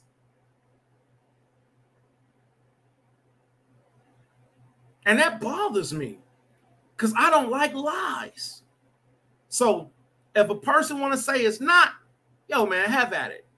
So be it, as thou sayest. But what I'm going to do is I'm going to read a book. Not only am I going to read a book, I'm going to prove the things that I read out of a book.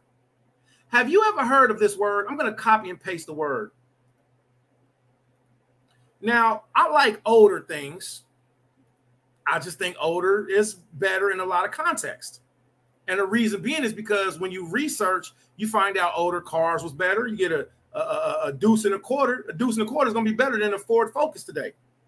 Do you know what this is? Does everybody know what this is? Do you know what this is? Let me get a video real quick. Let me show you what this is. All right. 3-minute video. Let's watch this together. Our forefathers read the constellations as Christ said that we did. Okay? Let me get this video. Tell me what y'all think about this.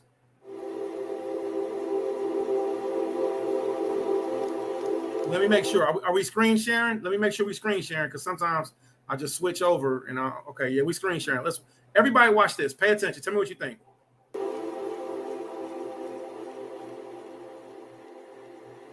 To the modern imagination, the universe can seem like an incomprehensibly vast and complex place. The Earth a mere blip, a cosmic accident. Well, if you find that unsettling, then here's a beautiful and perhaps reassuring alternative. In this object is a very different vision. A vision that extends right back to the 2nd century Alexandrian mathematician, Claudius Ptolemy. Here we have, contained within these elegant rings, tidy and symmetrical, the entire universe. Known as an armillary sphere, this instrument survived right throughout the medieval period into the early modern era. And it came to symbolize that most noble queen of the sciences, astronomy. It wasn't until the middle of the 16th. I'm so sorry. Don't want to be petty, but that doesn't look flat to me. It looks flat in the form of a disc. All right. And the reason why I came to this is because we have devices, we have tools such as apps. This sphere, this armillary sphere, it is an ancient tool that was used to help calculate the constellations. Today, we will call it an ephemeris. An ephemeris is just a written down armillary sphere. An armillary sphere doesn't work on a flat earth. I'm going to copy this information and I'm going to share it with you. And you can look it up for yourself. You might agree, you might disagree, but guess what? Either way it goes, we're going to end up coming to a conclusion by studying, not by pointing fingers and not just saying I'm right and you're wrong. We're going to come to a consensus agreement by looking and learning together. That's how we're going to get it. Okay. Now we're going to go to another book. Okay. And after this one, we're going to go over to we're going to start the switch over to New Moon. All right. But first, here's a scripture. We got to get this scripture because the word of Yahweh is just and true. All right. So let's go back to the word. This is 2 Timothy chapter 2, verse 15. And when somebody tells me the earth is flat or that new moon is waxing crescent, I go to resources. I go to books. I go to the scriptures. And I say, well, this is why I say it's not waxing crescent. This is why I say it's an inferior conjunction. All right. Because 2 Timothy chapter 2, verse 15, study to show thyself approved unto Allahiyah. All right. Man, when we look at this study, and that means we got to go into these books. Don't Google image me nothing. Man, I'll be on her laughing on Facebook like, yo, man, they trying to teach me off of gifts. They're trying to teach me off of just Google image alone. You got to put a scripture with that, brother. You got to put some antiquity with that.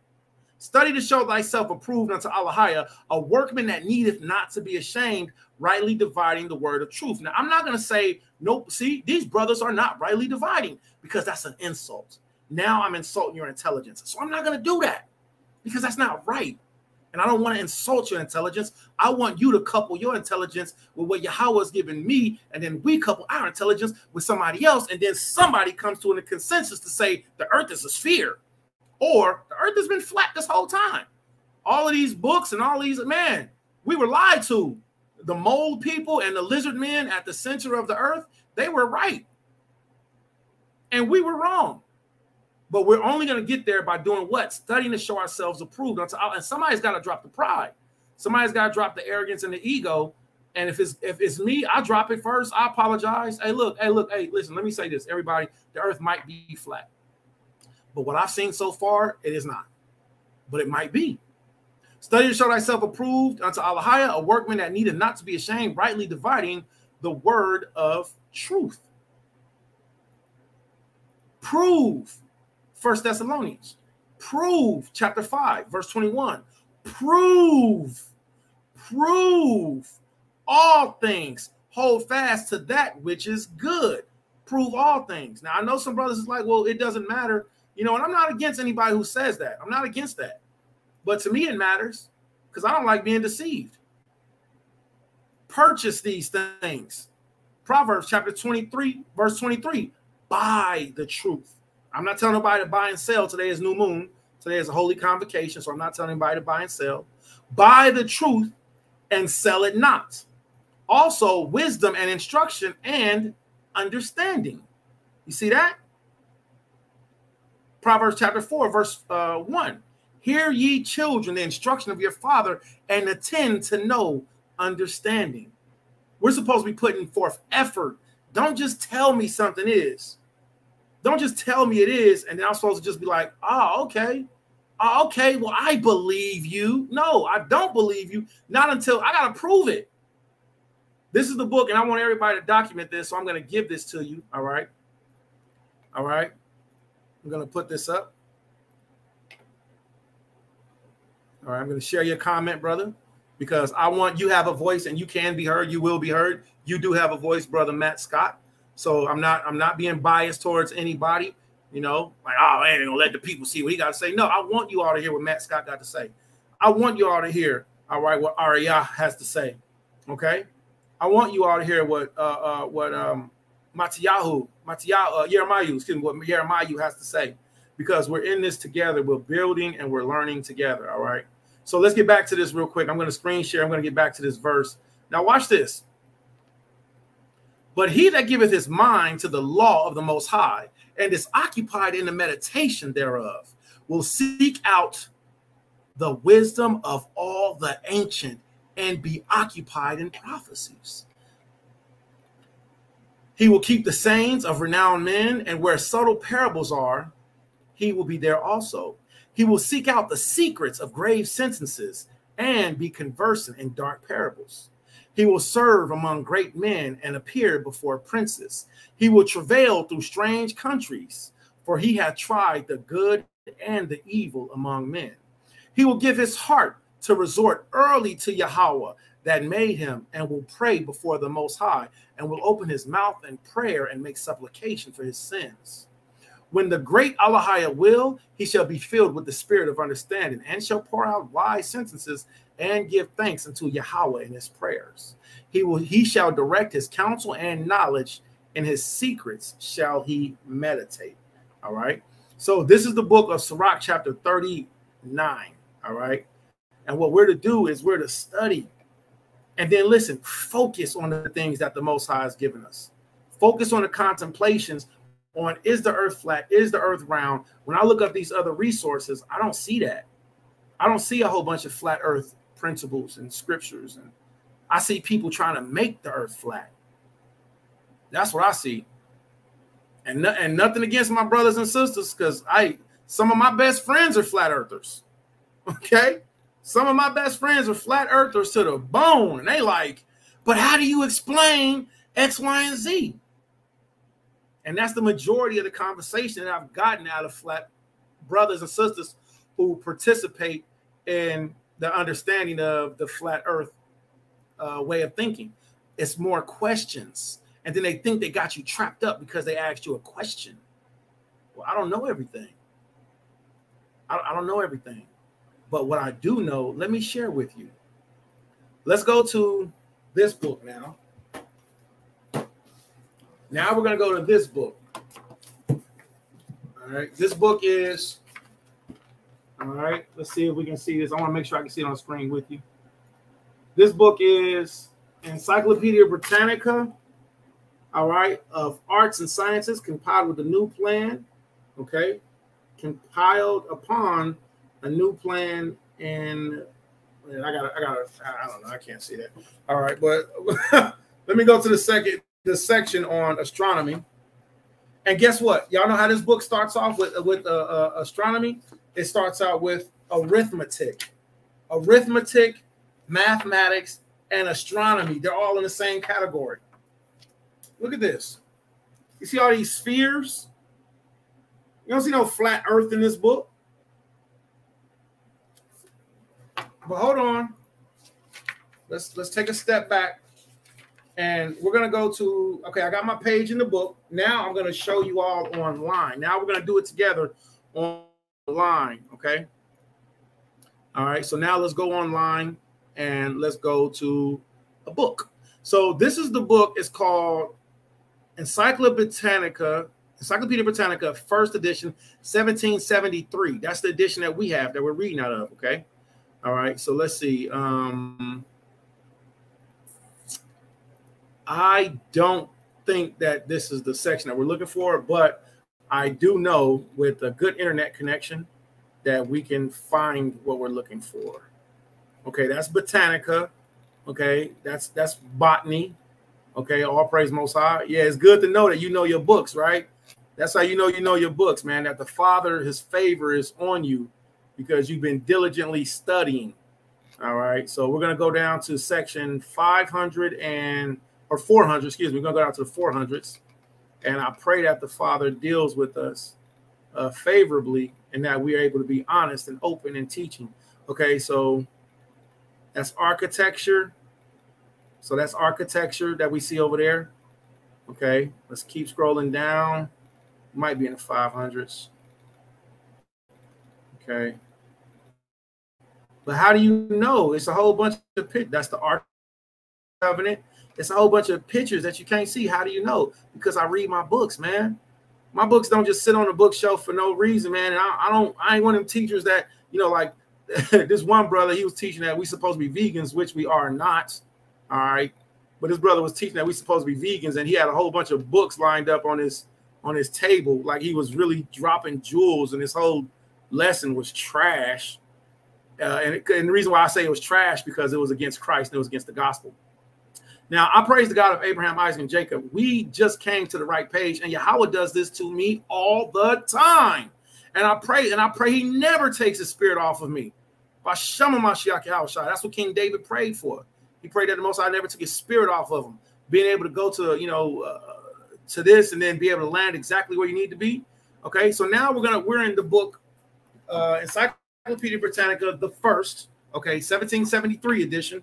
All right, now this section is astronomy. So I'm going to start from the top and we're just going to read down. Okay.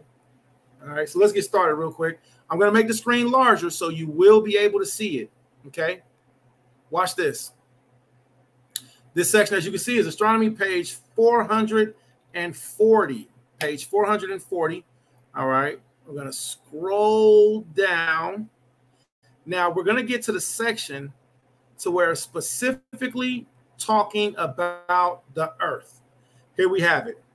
Now, unfortunately, I can't highlight this, but if you follow along, you'll see.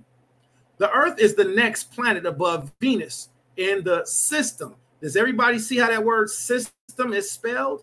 You see that? F-Y-F-T-E-M.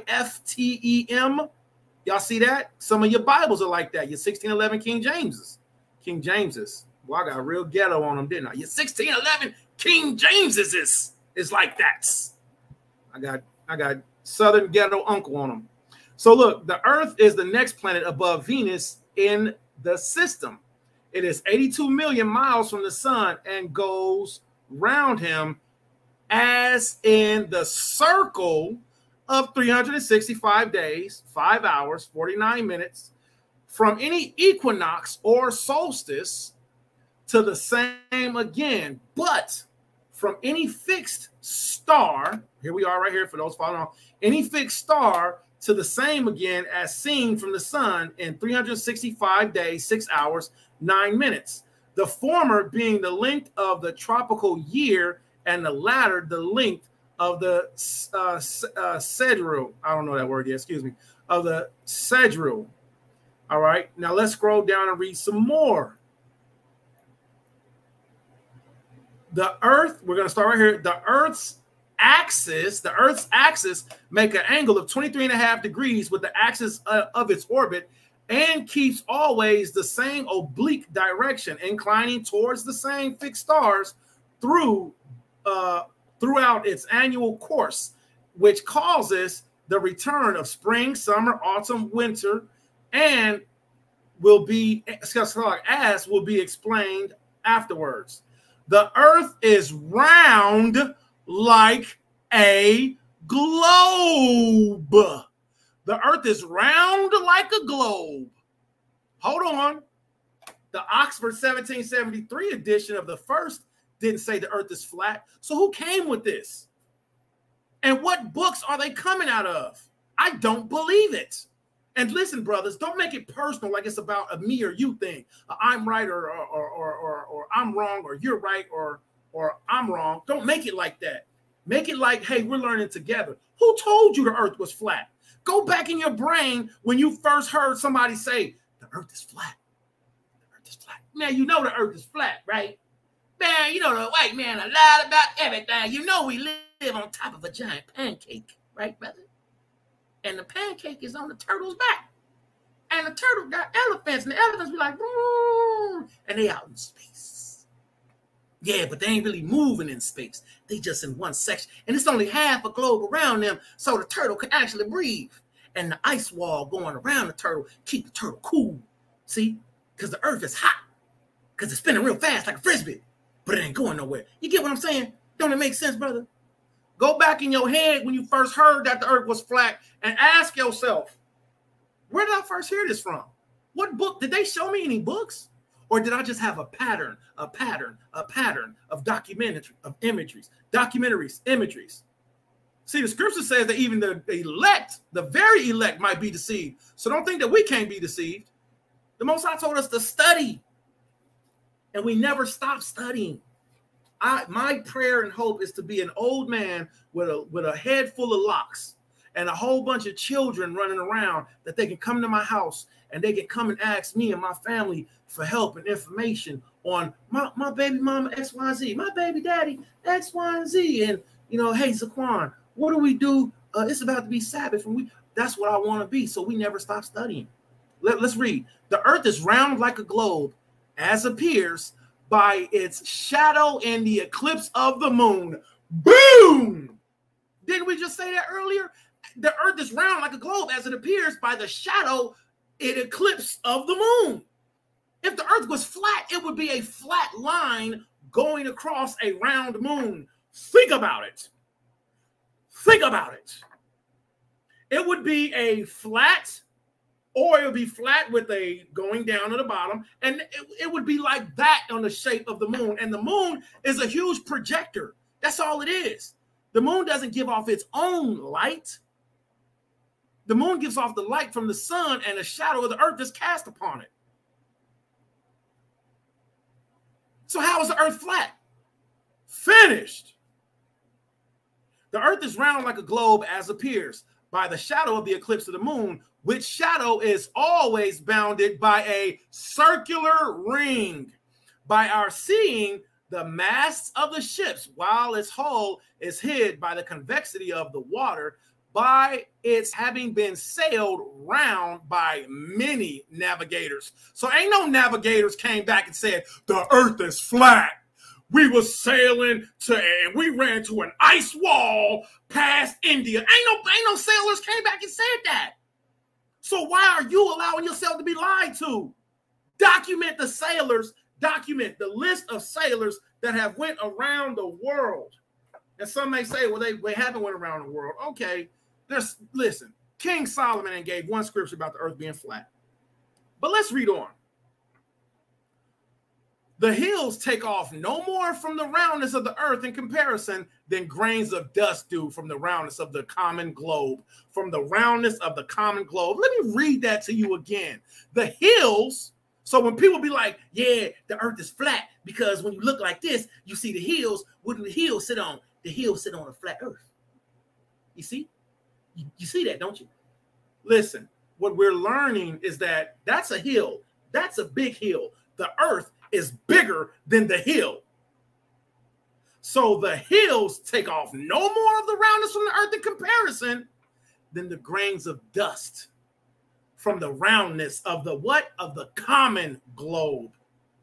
The seas and also the parts of the earth by measure, hold on, let's get to the top of it. Measure of the measurement of the best maps contains 160,522,662 square miles. The inhabited parts of the 38,990,569. Now, with all of these measurements, all right, with all of these measurements, what they're doing is they're adding up the circumference, the north, south, the hemisphere, the western hemisphere of the globe. Let's go down here and read what it said. In all, 199,512,595 is the number of the square miles on the world's surface of our globe. You see that? Now let's compare the moon to the globe of the earth, because we still haven't seen flat yet, which we will not. Now, this is going to segue us into new moon and how waxing crescent is not new moon. How do we know waxing crescent is not new moon? Because when you, let's read. Next section. The moon is not a planet, but only a satellite or an attendant of the earth. Going round the earth, look at this, going round the earth from change to change in 29 days, 12 hours, and 44 minutes. Look at this.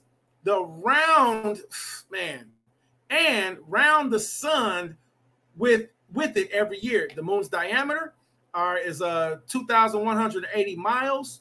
Her distance from the Earth's center is 240,000. She goes round her orbit in 27 days and 7 hours, 43 minutes, moving about 2,290 miles every hour, and turns round her axis exactly at the same time that the Earth goes around. Let me read that again. Same time that she goes round the Earth, which is the reason of her keeping always the same side towards us. So this is why we don't see the dark side of the moon, because the moon spins at the same rate as the Earth. So the Most High has them in sync. It's called syzygy. Watch this. New moon syzygy. It always does that. It always says scissor G. That's not what I be trying to get. I be trying to get SZYRGY. I think that's it. I might be spelling incorrectly. Forgive me if I am. All right, so scissor G.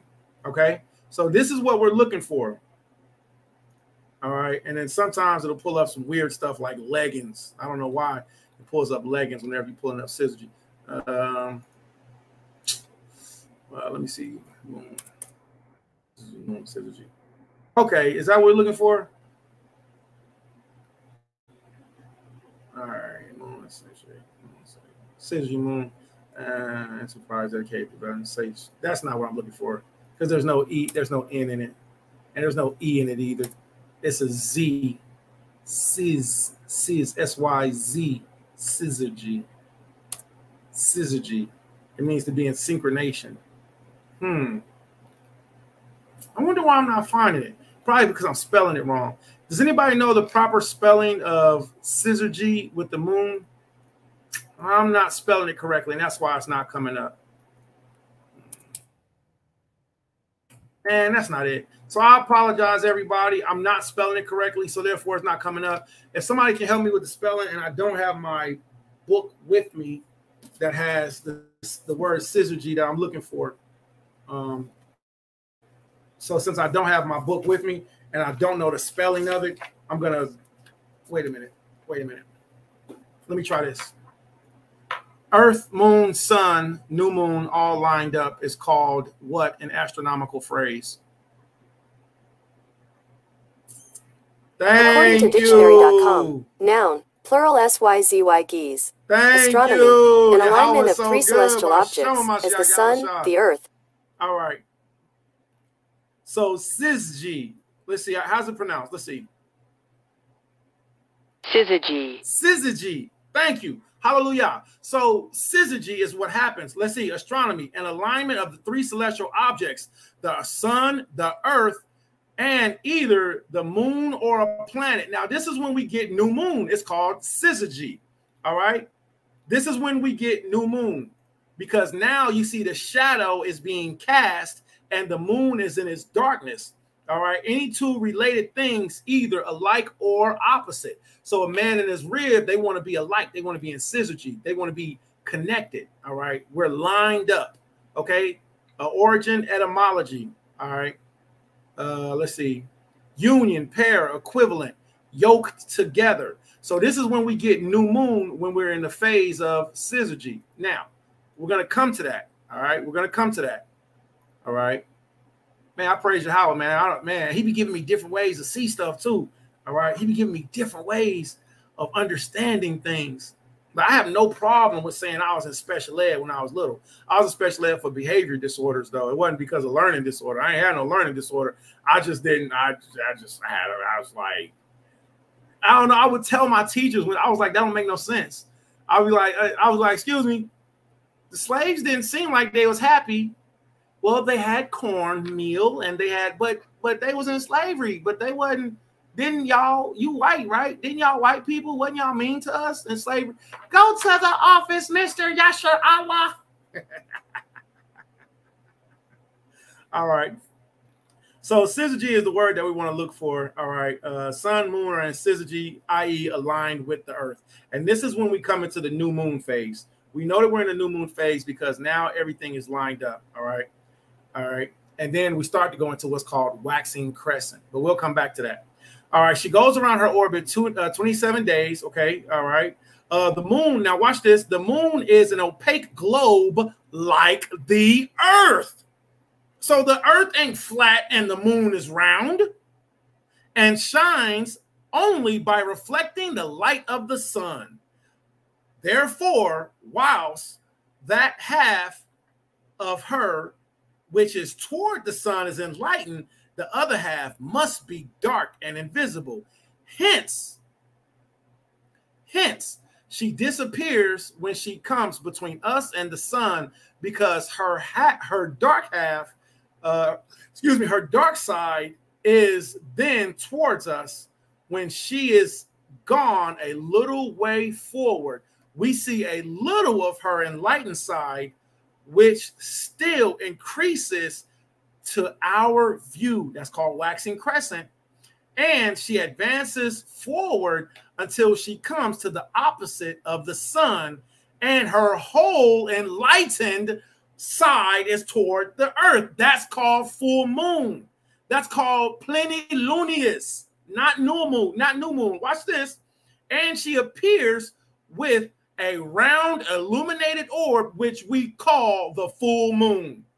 So, Brother Corey, if you're still watching, full moon is not new moon. Full moon is when she's completely illuminated. That's why I said this is going to segue us into our full moon teaching. Our new moon teaching. So, Brother Corey, I love you, from Kansas City. I believe that you brothers did do research. And I believe that your research is good research and it should be used. Here's something to add to your research. Until she becomes opposite of the sun, and then her whole enlightened side is towards the earth, and she appears with a round, not flat, illuminated orb, which we call the full moon. Her dark side being then turned away from the earth from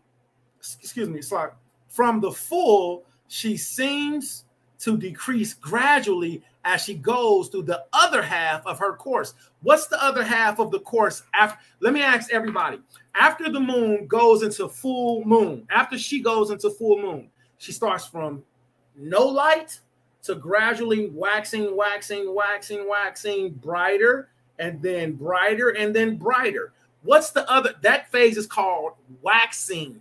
What's the name of the course where she goes through the other half of her course? What's the name of that course called? It starts with the W. You have waxing and you have, what's the name of it? This continual change, let me read that again. From the full, she seems to decrease gradually as she goes through the other half of her course, showing us less and less of her enlightened side every day till her next change or conjunction with the sun. And then she disappears as before. Conjunction of the sun is the same as syzygy. Syzygy and conjunction. Lunar conjunction. Inferior conjunction, astronomy. Lunar conjunction is the event when the earth and the moon and the sun, that order, are approximately in a straight line once a month. And you got Negroes that want to start keeping new moon when she's just a little bit out of the way. See, the brothers and the sisters that are keeping waxing crescent, they're 1 to 2 days too late. You're too late. You've already missed your opportunity to keep new moon when the earth, the moon, and the sun. You think that's a normal thing? That's something to be overlooked? The Most High lined up everything, and you want to start new moon when she's a little bit out of the way. Why? Because I can see her now. Look, we can see the moon. So now that we can see her, it must be new moon. Yeah. 2 days ago, welcome late to the party. And they get there and be like, well, better late than never. No, I don't like better late than never. See, it's called conjunction, lunar conjunction. All right, look at this. Inferior conjunction occurs when a planet passes approximately between Earth and the sun. If it passes exactly between them, moving across the sun's face, as seen from the Earth, it is said to be in transit. All right. So this is an inferior conjunction. This is a lunar conjunction. All right. This is syzygy. These are different names for the new moon phase. Now we're going to segue from the earth not being flat, which we just showed some evidence in the scriptures. We used the scripture, at least one, right? We used about 3 using the word chawag, which means sphere. Then we went to etymologies. Then we went to Encyclopedia Britannica the first. All right. Now let's segue over to new moon. New moon. Everybody ready for that? Brother said it was. All right, brother said it was flat at first. Yeah, Con, that's the spelling. Yeah, that's the spelling. Thought, I appreciate that. All right, that's right, waning. So she went from being full to waning, and then she wanes all the way to darkness. Okay. All right. So with that being said, I don't know what you mean, Matt Scott, when you says was flat at first. I don't know what that means. All right. Maybe I just missed something. All right, let me scroll back up. Tuvaya, always happy to see you. Also, how is the water not falling? Hey man, it must be an ice wall around it, Ak. I mean, first of all, Yahweh is the one. Yahweh is the reason. The water shall go here and no further. Yahweh is the reason. All right. The Most High said that the waters couldn't go beyond their borders, and that the trees couldn't go beyond their borders. That's not a hard question, Big Brew. That's not a hard question, Big Brew. All right, so let's use one verse real quick. Let's use Job chapter 38, verse 11. All right. Matter of fact, let's just go to Job 38. All right, all together. All right. So I know a person might, and this is another thing. These questions, there's nothing wrong with these questions. All right. All right. There's nothing wrong with these questions, because these questions are all questions that we may have heard. And it's like, you know, hey, well, you know, that's a good question. But the Most High made something that's called the powers. All right. Somebody might not believe in gravity. If you don't believe in gravity, go jump off a building and tell me your opinion of gravity. Go jump off a 70-story building and then give me your opinion of gravity after you experience it. All right. So I'm not talking to you specifically on that point, Tuvaya. I'm not saying that you don't believe in gravity, but I'm saying that the Most High made these forces. He made the gravity. He made Earth. He made the waters to not go beyond their bounds. All right. Let me pull up KJV Blue Letter Bible. All right. So we're going to go to the book of Job real quick. And then there's also a verse in Ezra's. And then I think there's one also in Ezekiel, to where the Most High tells us that he gave the waters their bounds, their limits. And he said that they could not go any further. Okay. So the earth can't go beyond what the earth wants to do. All right. I was at the beach breaking it down a couple weeks ago. All praise, waning, all praise. Khan, hallelujah, all praise. All right, so let's look at this real quick. All right, so this is the book of Job, chapter 38, verse 9. When I made the cloud, the garment thereof, a thick darkness, a swaddling band for it, and I break up for it my decree placed, and set bars and doors. You see that? The clouds just don't float off. They don't just go where they want to go. Trees don't have permission. Now, here's something strange. I was about to say trees don't just have permission to walk away, but here's something strange we're seeing. We're seeing trees walk away. That's kind of weird. All right, let's read verse 11. And said, hitherto shalt thou come, but no further. And here shall thy proud waves be stayed. See? So the Most High, he's the reason why, on this spinning globe that we've read about, this sphere that we've read about, the waters don't go out of their place. They don't go beyond their boundaries. Hold that thought real quick. I'm going to go to my Bible. I'm going to grab my book, and I'm going to look up a verse that I don't know how to Google. Okay? So rock with me for a second. All right? Rock with me for a minute. We're going to go to 2nd Esdras, and I hope and pray that the Father gives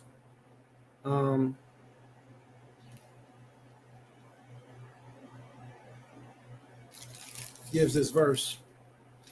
All right, so let's go. Let's just give me a second.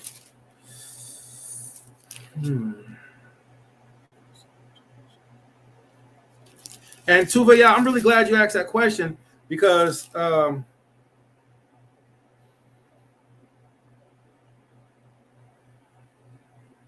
in the process of asking that question,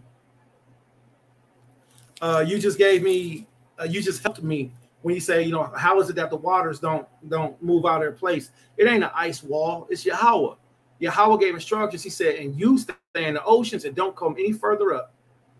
And when he's in his wrath, he says, okay, waters, now come further up. Form of a hurricane, form of a tsunami. Okay.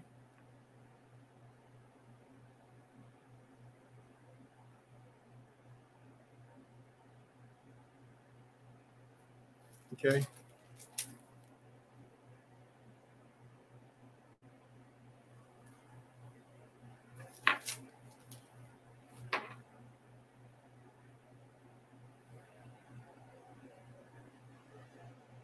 All right, so check this out. This is Second Ezra. This is chapter 6. Okay, and this is verse 47. Second Ezra chapter 6, verse 47. Upon the 5th day, thou saidest unto the 7th part, where the waters were gathered, that it should bring forth living creatures, fowls, fishes, and so it came to pass. So we see that the Father gave forth life out of the mayam, out of the waters. For the dumb water without life brought forth living creatures at the commandment of Allahiyah, that the people might praise thy wondrous works. And thou didst ordain the 2 living creatures out of one called Enoch and the other called the Leviathan, and did separate them one from the other. So the behemoth he put on the earth, and the Leviathan he put under the water. All right, and did separate them one from the other. For the 7th part, namely the water, was gathered together, that that might not hold them both. All right. So the Most High, he made a separation after he made the waters. But unto the Leviathan, thou gavest the 7th part, namely the moist, and has kept him to be devoured of whom thou wilt and when. Okay. So we see that the Most High made a separation of the earth and of the waters. And he said that, you know, here's the bounds of what you can go and no further, Leviathan. Here's the bounds of what you can go and no further, behemoth. So in the book of Job, it talks about the behemoth, but in second Ezra, it's called the Enoch. It's called Enoch. I don't know why it's called Enoch. You know, that's a really good thing to look into. And again, I don't know why it's not. I don't know why it's not called Leviathan.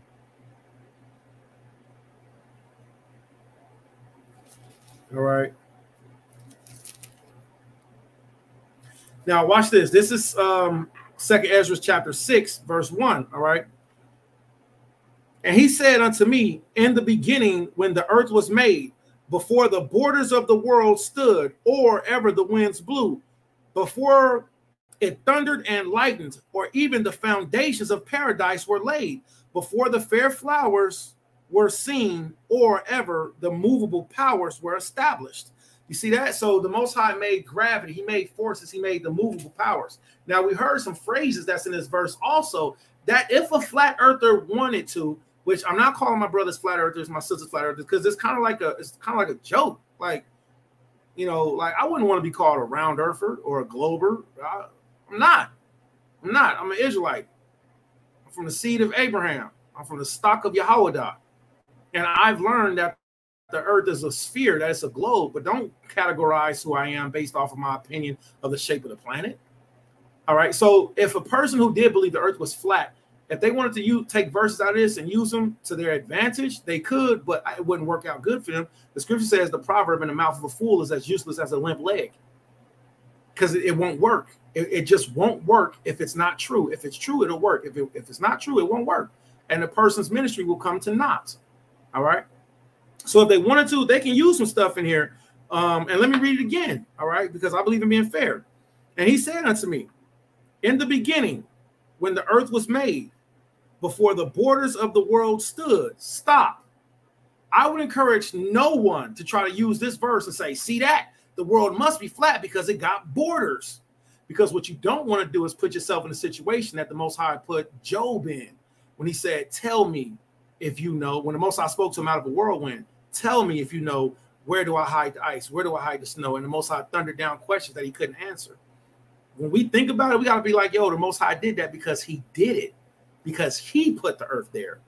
He put soul inside of a man. I can't see my soul, but I know it's there. I can't see my spirit, but I know it's there. I can't see my voice, but I know it's there. I can't see the earth, but I know it's here. I can see it. I can't see it in its totality. But the point of reading this is to say that the Most High made immovable powers. All right. This is the force. This is gravity. All right. If a person don't believe in gravity, tell them to open up an airplane and jump out of it without a parachute. You don't believe in gravity? All right. Stand up under the Eiffel Tower and let somebody drop a rock on top of your head. Bet you believe in gravity then. Might be too late. So the Most High made immovable powers, so the waters can't be moved past their boundaries. The Most High said, hitherto and no further. Okay. All right. And you know, all praise the Most High, man. That's where we was going to go to, 2nd Ezra chapter 7. All right. And I will teach you. All right. But anyway, let me yield the floor on that subject. All right. And that's inferior conjunction. I had fun on that. That's lunar conjunction. That's syzygy. All right. I'm going to go ahead and close that window. But I'm going to leave this window up. Okay. Because this is still going in on the earth not being flat. Let me read a little bit more of this. The moon has scarce, hold on, wait. Oh, here we go. Our earth is a moon, our earth is a moon to the moon, waxing and waning regularly, but appearing 13 times as big, as foregoing her 13 times as much light as she does to us. When she changes to us, the earth appears full to her. You see that? So the earth don't appear flat to her, brother.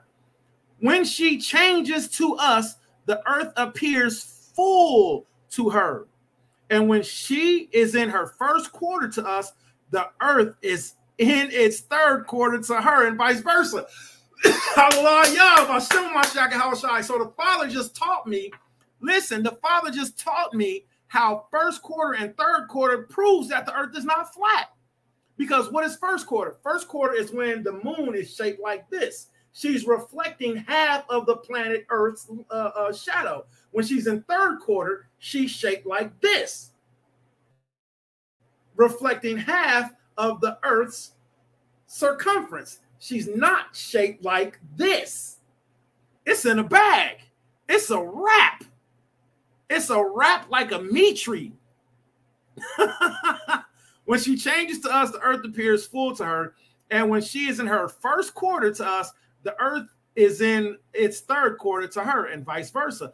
But from one half of the moon, the earth is never seen at all. From the middle of the other half, it is always seen overhead, turning round almost 30 times as quick as the moon does. From the circle which limits our view of the moon, all right, only one half of the earth's side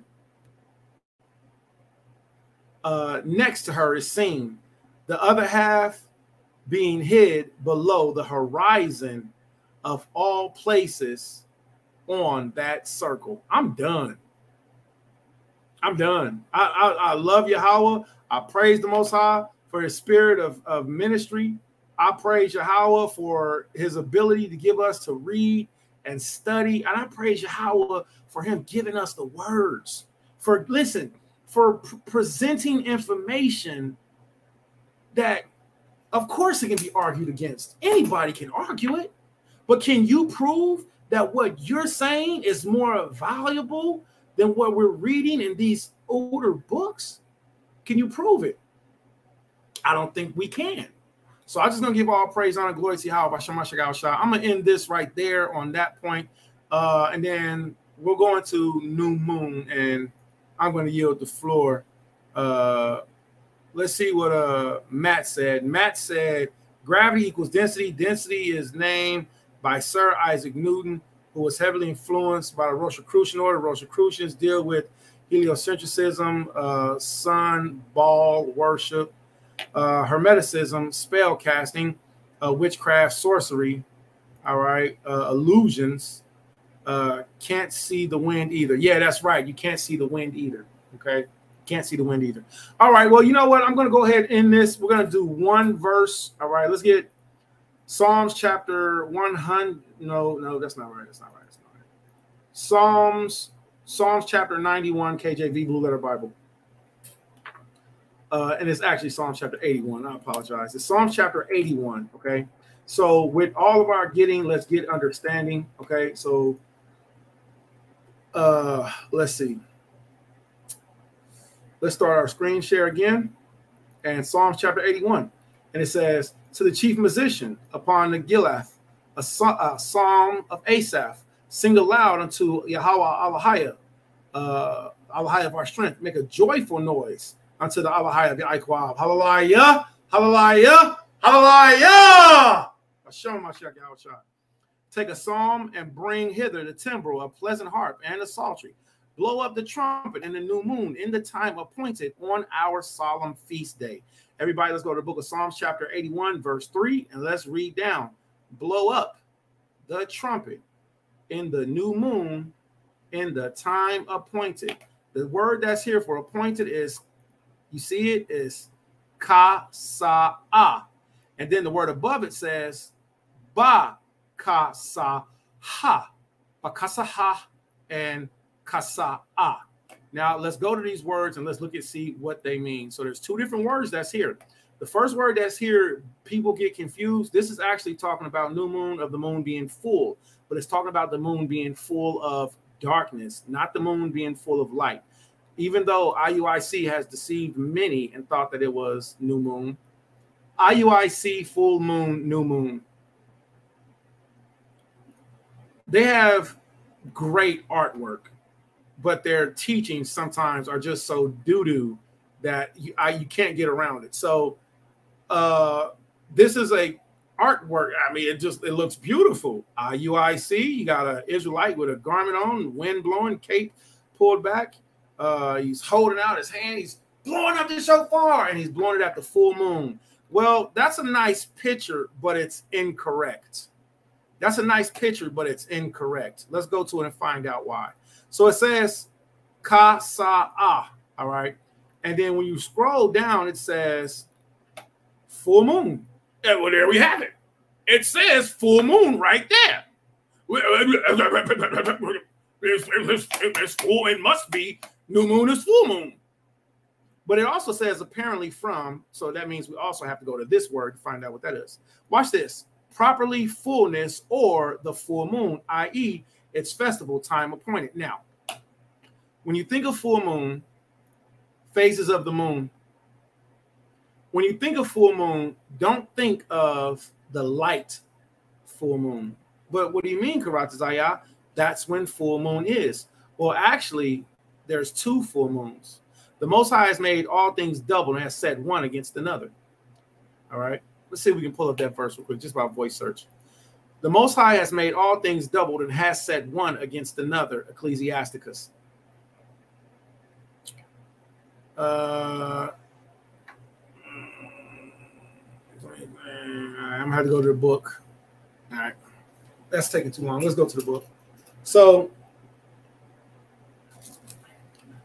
some people don't know about or don't believe in the symbol of the yin yang, but the symbol of the yin yang is also in the scriptures too. Okay, so 1 second, let's get this verse. Let's see. Ecclesiasticus, we don't want to be in 38. Man, I miss you, my friend. I miss my Bible, man. Okay. Okay. The Most High said good and evil. He has said light. He has set life against death. Okay. All right. So we're going to pull up our verse. We're going to start at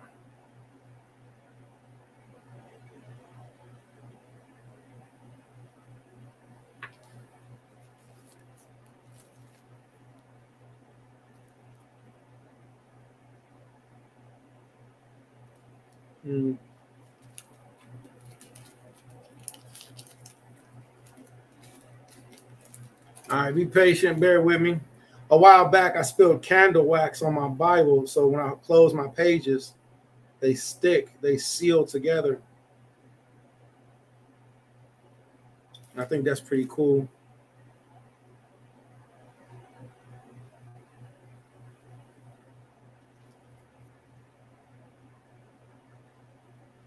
Okay, all praise. So we're going to go to the book of Sirach, chapter 39. That's where we're going to start first. We're going to start the book of Sirach, chapter 39. All praise, man. The Most High is truly good because once you ask, he really will show you. Okay.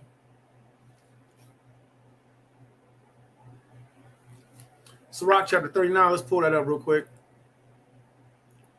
Ecclesiasticus, chapter 39, KJV. Ecclesiastes chapter 39. And let's start at verse 21. Ecclesiastes chapter 39 and verse 21. All right. A man need not say, what is this? Wherefore is that? For he hath made all things for their uses. Okay. So when we're looking at the moon and the phases of the moon, we see there's this phase is the opposite of this phase. This phase, the opposite of this phase, this phase, opposite of this phase, this phase, opposite of this phase. And all of these different phases with the curvature or the straight line of it, it's a reflection of the earth. So when the moon is full, we're getting the full light from the moon, right? I mean, from the sun. And then when she starts to go in her phase, as she gets darker and darker and darker and darker, this dark is the shadow of the planet Earth. So this proves that the earth is not flat, because first quarter, third quarter, waxing crescent, waning crescent, new moon, full moon. So when you think about full moon, don't think about just one full moon. You have two full moons in the lunar phase. You have the new moon, which is a full moon. You have full moon, which is a full moon. This full moon is called plentilunium, which means plenty of light. This is called interlunium, which means in between lights. So waxing crescents down here, waxing crescent is the phase that comes after new moon. So new moon is actually a full moon phase. And that's where some of them get confused at, because it says full moon. See, it says full moon, but when they think of full moon, they're actually thinking of IUIC's version of full moon. That's not it. It's full moon, and the moon is full of darkness. Okay, but let's read on and find out. Okay, let's read on. All right, so this is Kasa'a. All right, apparently from H3680, it says properly fullness or full moon. Now watch this. Let's read down. So this is, again, Jacinius. And I always, whenever I read the Hebrew, I always go down to Jacinius, because Jacinius was older than Strong's. So you see there's two different words here, Kasa'a and Kasaha. Okay, now watch this. Verbs of covering are often applied in a sense of hiding and covering over, but never, as far as I know, to that of giving light. So Jacinius says, yes, it's a full moon, but it's a dark full moon. It's not a moon that's giving light. Now, let's hit the root word that it came from, which is kasah. All right, kasah. Now, watch this. Kasah, cover, hide, conceal, covering, overwhelmed, clad, closed, clothed. To cover, conceal, hide, conceal, cover, to be covered, to cover, clothed, cover, conceal, cover for protection, cover, over, spread over, cover, overwhelm, to be covered, to be clothed, to cover oneself, to clothe oneself. You see that? A primitive root properly to plump, i.e., fill up hollows, by implication, to cover for clothing, secrecy, clad oneself, clothes, conceal, cover, self, flee to, hide, overwhelm, and then it says compared to the one that we had read earlier. So when you think of the new moon being a full moon, it's not a full moon of light, it's a full moon of darkness. We do have a full moon that is full of light, but we also have a full moon, which is called the interlunar phase, where she cannot be seen. All right. And the word that's here in the root word means to be covered with dark, to be concealed, to be set upon. If somebody has a throne and you sit on a throne, you have officially covered the throne with your full moon. Get it? Because you sat on it and your butt covered it. That was pretty funny. Let's go back to the book of etymologies of Seville's now, right? So back to etymologies now. Now we're going to go down and we're going to read more on the parts of heavens. Okay, you see that? Circle of the zodiac. So zodiac is not unlawful. All right. The bright circle. Okay. I think that's the Milky Way. Now, look, now this section is talking about size of the moon. Okay. Because remember, I said we're going to go into new moon. Okay. So now we're on the moon. So let's read about the moon. All right. Size of the The size of the moon is said to be less than that of the sun. So the moon is smaller than the sun, since the sun is brighter than the moon, and yet it still seems larger than the moon from our perspective. If the sun were to come too close to us, it would be obvious how much larger that the sun is than the moon. Indeed, just as the sun is larger than the earth, so is the earth greater than the moon by a certain quantity. You hear that? So as far as size, you have the sun, you have the earth, and then you have the moon, and all of these are spheres. Okay, all of these are spheres. Now let's read on. Now this section, it says the shapes of the moon, de forma lunae, de formas lunae. The first shape of the moon has two horns, and thus a figure follows. The second has a section, thus. The third has a half, thus. The fourth, full, thus. The fifth is half again from the side, thus. The sixth is a section again, thus. And the seventh is two-horned, thus. There are 8 phases within the lunar phase, and that's what we just counted. We just counted 1, 2, 3, 4, 5, 6, 7. The 8th and final phase is full moon, to where it cannot be seen. Okay, so this is the 8th and the final phase of the moon. So this is what we just read off. Okay, we just read off the different shapes of the moon, and this is why you yourself and your families have to go outside and you have to look at the moon. And you men, you have to teach your family the phases of the moon. So can't nobody just come and lie to them and say the moon, when it's waxing crescent, that's when it's a new moon. Though that's an old new moon. Waxing crescent is called waxing crescent. It's not called new moon. It's the ending phase of new moon. All right, look at this. The 7th lunar day, when the moon is half, and 22nd, when it is half at its midpoint in its orbit, and the other days are proportional. Look at this. Interlunar intervals. The interlunius. The interlunar interval of the moon is the time between waning and waxing moon. Guess what, guys? The name of this phase is called interlunar. It's between waning and waxing. This is how we know that this is not new moon. But this is, by the size of this graph, that's probably a 3 to 3.5 day old waxing crescent phase. Okay, so this is called interlunar because it's between two lights. Just this is an interlunar because it is between two lights. Okay, so the interlunar interval of the moon is the time between the waning and waxing moon. It is the 30th day when the moon does not shine. At that time, the moon cannot be seen because it is in conjunction with the sun and darkened. But it is seen at the moment it is reborn by moving gradually away from the sun. And one person might take this and say, see, the moon is reborn. That means it's a new moon. But that's not what that means. That means that the light is just coming back upon it. The moon is always there. The interlunar phase is the phase that's called new moon. All right. So this is an excellent book, excellent study. I pray that everybody looks at it. It gives not only the shapes, the time frame, the sizes, the eclipse. Look at this. Eclipse of the moon. The eclipse of lunae. All right, the eclipse of the moon occurs whenever the moon runs into the shadow of the earth. All right, the moon is thought to not have its own light, but it's illuminated by the sun. Hence, it disappears if the earth's shadow comes between it and the sun. This happens to the moon. This happens to the moon on the 15th lunar day. That's why we tell people when you see full moon, start counting 1, 2, 3, 4, 5, 6, 7, 8, 9, 10, 11, 12, 13, 14, 15. 1, 2, 3, 4, 5, 6, 7, 8, 9, 10, 11, 12, 13, 14, 15. 1, 2, 3, 4, 5, 6, 7, 8, 9, 10, 11, 12, 13, 14, 15. 15 days apart.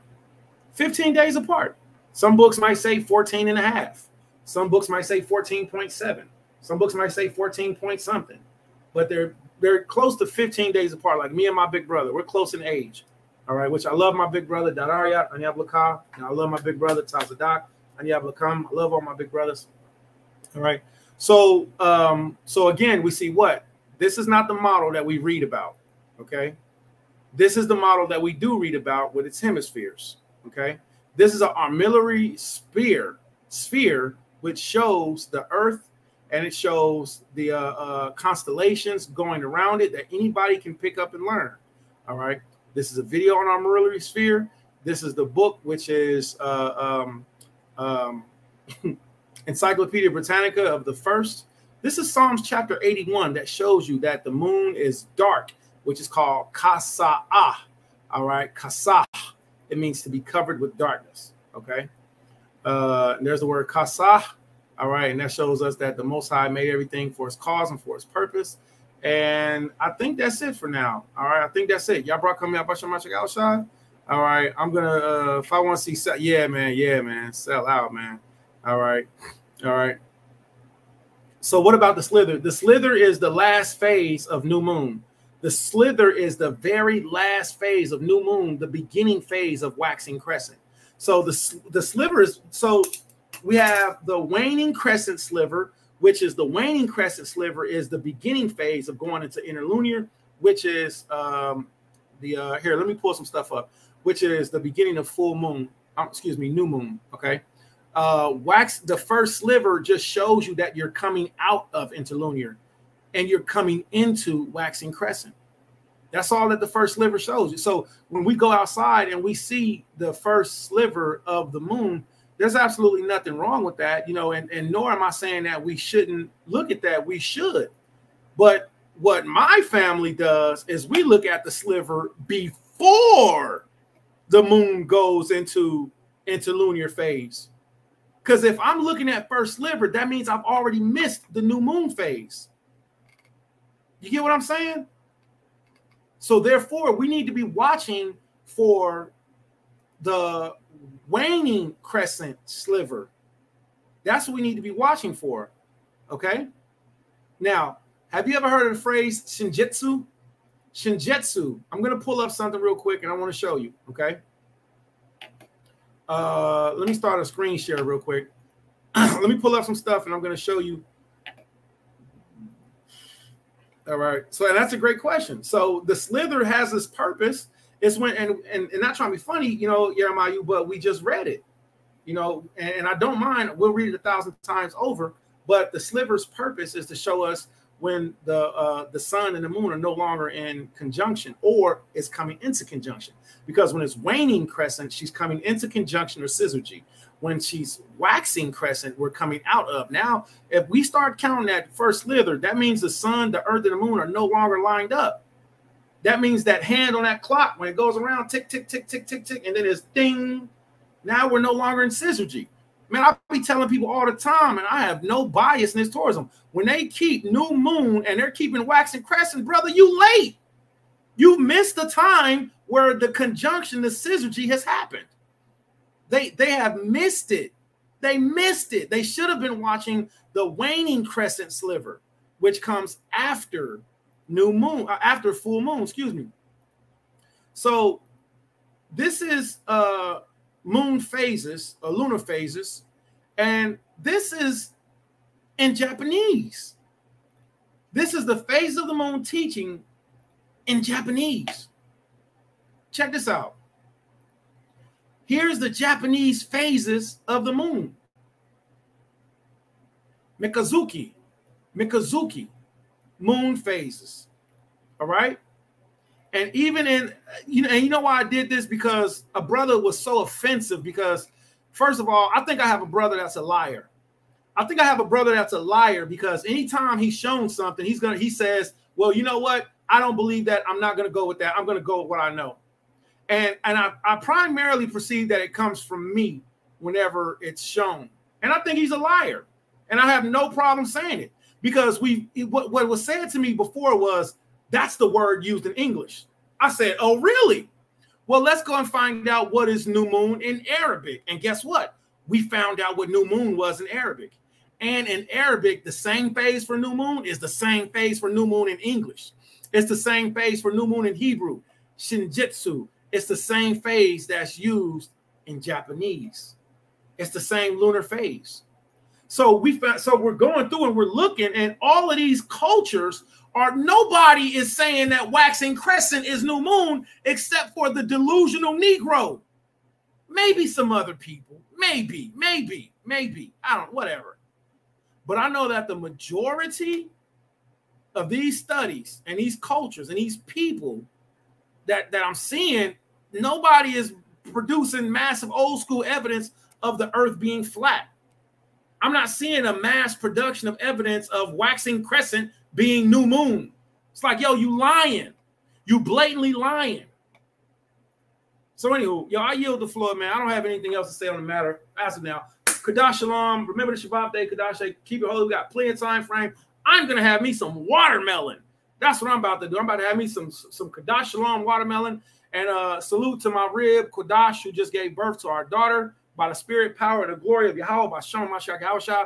Salute to Ashwan Rob, who is a wonderful doula, and she's a life giver and so many different things, man. Just Anya Blaka. Salute to Natazar Kathardia. Salute to Kanaya Wakanawan, and salute to Ashaya Washalamoth and Wakolha Akwatian and all the Yaladim of the house of Karatazaya and all you Mashpakayim. Yo, we greatly appreciate you, and we got to hear something of, of the word. If anybody has any disagreements, please feel free to agree or to disagree. Please feel free to. But let's come out of some books and stop showing me some daggone Google images, because I'm not about to be convinced.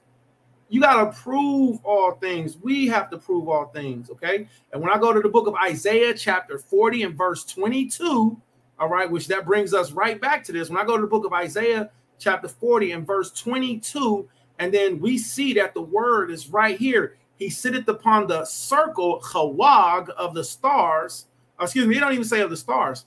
He says he sitteth upon the circle of the earth. He says the circle of the earth. You can't get around that. The word chawag is sphere, and everything that we read was sphere. Sphere. The earth is a sphere. The moon is a sphere. The sun is a sphere. We see an armillary sphere. Everything is a sphere. It's a circle, a sphere. You know how disorderly that would be if the earth was flat? How could it even cast its shadow on the moon? How? It couldn't. What would first quarter of the earth look like on the moon if the earth was flat? It would look ridiculous. It would look like half of a line. I gotta draw that picture. I gotta draw that. That is so. Anywho, so all praise the Most High, man. I pray. Salutations. All praise. Salute to you and to all your family. Also, double honors to your father, double honors to your mother. Most High bless you for your ministry. I am a petitioner and I'm a watcher of you. Okay. Salute. All right. Shalom, Aki. Shalom to you. All right. Shalom, Yasha'Allah. Enjoy the rest of your Kadash. All praise. Everybody rest well. Here's another statement. I don't want to pass you up because you are important. Well, Earth technically is not fat. What? Well, Earth technically is not fatty text, but is plateaued, or it does. So it does have plain. Also, it's evident that we don't live on the wall either. Okay, cool. All right, so again, salute to you all. Anya Lakam, Kadash Lam, or Shalom Lakam, rest well. I'm going to eat some watermelon, and I'm going to rest on the Shabbat, on the Kadash. Anya Lakam. Love y'all, man. I had a blessed time building with y'all. All right, and make sure y'all keep studying, man. Study to show yourselves approved. Don't stop at one place. You feel me? Don't stop at one place. All right, and again, if you believe that waxing crescent is new moon, then you're 2 days too late. You're 2 days too late. All right, and I think I might speak on that tomorrow too. I think I'll stick with the moon tomorrow. All right, there's a book called I can actually pull it up right now, but it's time to rest. Anya Blakam. Shalom Blakam, Kwame Asherallah, Anya Blakam, Lachal Hayaladim. I love you all to the children. All right.